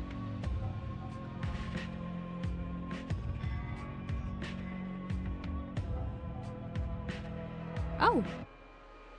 Oh. Rare has a tremendous amount of hit points and will hammer you with attack magic every turn while his many eyes drain your sanity. You'll need all your buffs, and even then it's best to go for the eyes first just so you don't get completely wrecked. Biblically Rare accurate doesn't moon. die when you defeat him. In fact, it's likely that you weren't even fighting him at all, as your character appears to simply be having a seizure on top of the tower as the sun rises over Prehevil. I see. Following the ending, you'll be treated to a reminder that nobody but your character got out of Prehevil in one piece, and then you'll get a little photograph and an epilogue detailing the return to the mundane world. Personally, I find these endings interesting for developing an understanding of the character, but they all ring a little hollow to me. At least the happy ones do. It's hard to swallow a feel-good or even a feel-neutral epilogue after murdering a baker's dozen of these cute little characters. They're all Ending dead C is because nearly of you. identical to ending B. All that's required is that all the contestants die before day 3. Pergola will commend your ruthlessness and invite you to join the cult of sulfur. Oh, hell yeah. How do you join? Well, you die and get cast into the sulfur pit, of course. Of course. There, direct exposure to the infinite hatred of the sulfur god will burn away everything weak in you. And someday, you might be able to claw your way out of the pit, reborn as an Ubermensch, freed from the shackles of guilt and morality. Oh, yay! You'll be joining the ranks of the blue-painted slasher villains who stalk Europa, going absolutely ham on people for kicks. Hell yeah. If you agree, the fight with Pergola proceeds as before, but victory leaves both parties bleeding out atop the tower. As your character slips away, I thought what you're looked given like a brief god glimpse went of the back to sulfur work on god, Monday. a helpless, limbless slab of meat, tortured forever in a prison of freezing flame. The end. Slab of meat is Logic was very a project accurate. that would be impossible without divine intercession, and in the Cruel Age, the gods are all but gone. Even if they weren't, it's doubtful that they'd have greenlit a project designed to make them obsolete. Legard needed sulfur to perform the necessary misdirection so that he could siphon off power from Rare's remnants unnoticed. It's possible that sulfur is even the original source of Legard's power. The same ritual which brought him back to life is practiced by the Church, who have all turned to worshipping the Fallen One. Pergola and his cronies, however, appear determined to stop Logic from being activated. Tunnels 1 and 7 are guarded by sulfur cultists who've killed or captured the Bremen soldiers there, and the selectroscopes have all been deactivated. If the contestants Sheets don't aren't gonna defeat spread them and reactivate the themselves. machinery, Ah. Logic I either still won't need you to online come in or it'll early be severely tomorrow. impaired. The answer probably lies in the competing themes of the work. Logic obviously represents an extreme form of benevolent collectivism. By networking everyone's minds and serving as a single place to store all of the world's knowledge, Logic intends to bring about a paradise, but at the cost of individual freedom and identity. Sulfur, on the other hand, is deeply malevolent, but represents the highest form of individualism. Humans are held back by our sense of morality, shame, and fear. While these things are what make polite society possible, isn't it true that those in power tend to simply ignore them and walk over all the others, often while preaching the values that they lack? You're kind of The spitting sulfur here. cultist is sort of a Nietzschean Superman, who has shed all of these concerns and has both the freedom and the power to do whatever they want, whenever they want, without regret or hesitation. Needles and Pergola are monsters, yes, but at every second of every day, they are doing exactly what makes them happy because they are strong enough to do it. Isn't that paradise for them? What appears to have happened is a schism in the cult of sulfur. Or maybe that's not the right word when it's always been every man for himself. Is this what games are like when you don't fast Kaiser forward and through the priests of lore? Prehevia Yeah, seem to that's be why I got interested in the greater YouTubers. good. They are totally willing to massacre. A lot of this is conjecture. What we know is the church was secretly worshipping sulfur. The church had a hand in the Logic project. Kaiser was pulling the Logic project strings. So it seemed to stand to reason that the sulfur-aligned people were working behind the scenes on Logic despite the project seeming to run counter to the Blue Paint Gang's aims. Perhaps the Blue Paint Gang is a separate faction who worship the same god? Thousands or even millions to get this done. And judging by Father Hugo, they might even be enjoying their terrible actions. But their ultimate goal would seem to be getting Logic online for the benefit of the people who are still alive. They even have the janitor directly involved in the project. But these three jerks have other ideas. It's likely that they won't be able to hijack Rare if Logic obsoletes him in the human consciousness, so they've raided the tunnels and shut everything down. Kaiser seems to have been aware that the contestants would show, and may have been counting on them to get the telectroscopes back online. The game is chock full of references to other media. Chrono Trigger, Bloodborne, Marilyn Manson, Persona, JoJo, Castlevania, Metal Gear, Silent Hill, Majora's Mask, Lovecraft. I could go on. Yeah, I noticed a lot of them. And these references aren't just there to make you point at the TV like DiCaprio. They're a useful tool to signpost thematic elements without having to spell them out. True. Like, hey, why is there a Bloodborne lamp over here? It's because Bloodborne is a story about the rulers of a society embracing corruption for the greater good and making pretty much everyone they're trying to help suffer and die in the process. Yup. That's why the lamp is there. Metamorphosis is the biggest theme on display in Termina. Hi, Everywhere, Carstairs Cowboy. Hello, everyone hi, and hi, hello, everything are hi. changing. Haberdinen's allusions to Marilyn Manson can't help but bring Antichrist Superstar to mind.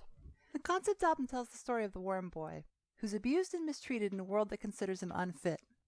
Trauma of his situation causes him to undergo a metamorphosis, and he becomes a superhuman figure who Skip, takes damn over you! the world and triggers an apocalypse, cheered on by all the worm boys and worm Skip, girls skip. of the When does this world. game get fucking good? And wouldn't Skip. you know it, everywhere we look in the game, we find worms. Worms. Samarie calls herself a lonely caterpillar waiting to shed her skin. The neighbors are all wormy. Look at the sulfur Wormy. god's wormy little tongue. Ew. Here's these half-cocooned guys. Wow, look at Marina's moon-scorched form. It's called Cocoon. Then there's the book about Pocket Cat, filled with worm imagery. Similarly, many of the characters are carrying around trauma that threatens to take them to some very dark places. The world, too, is on the What the verge fuck of a is Pocket Cat? metamorphosis. The age of cruelty is ending, and the information age looms in the future. With all the trauma it took to get here, is it really going to be any better, or has the guard just kicked off something even worse? This game is everything that the first wasn't. It brings all the lovely I don't know. character interactions and high polish that was missing, and presents a much more approachable product. I love all these goofy little guys.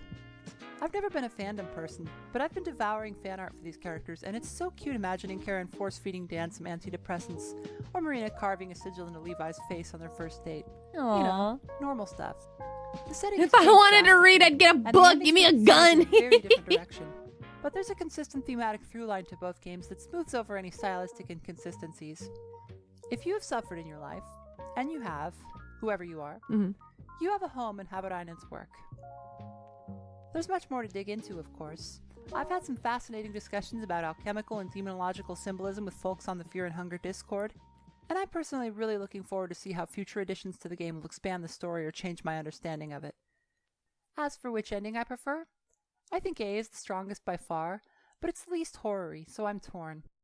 I'm certain Yeah. that the next game will heavily feature both logic and the sulfur god, but just how that will play out is anyone's guess. I showed all the Yeah. characters surviving here, but it's doubtful that'll be the case once a sequel establishes some sort of canon. For now, that's that. I'll cover expanded content as it gets released, and I may release another video or two on specific aspects of the games, but I hope I've done a decent job explaining the broad strokes of what happens in Fear and Hunger 2. A lot fucking happened in this video. Honest to God, at some point, it didn't feel like it was 2 hours long.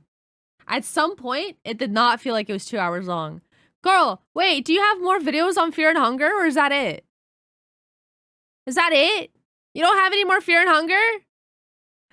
No! What else am I supposed to watch? I don't trust anybody but you!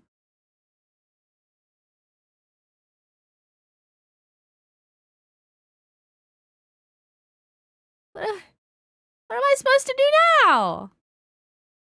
Who? No! Worm girl, no! Please! Come back to me! Oh.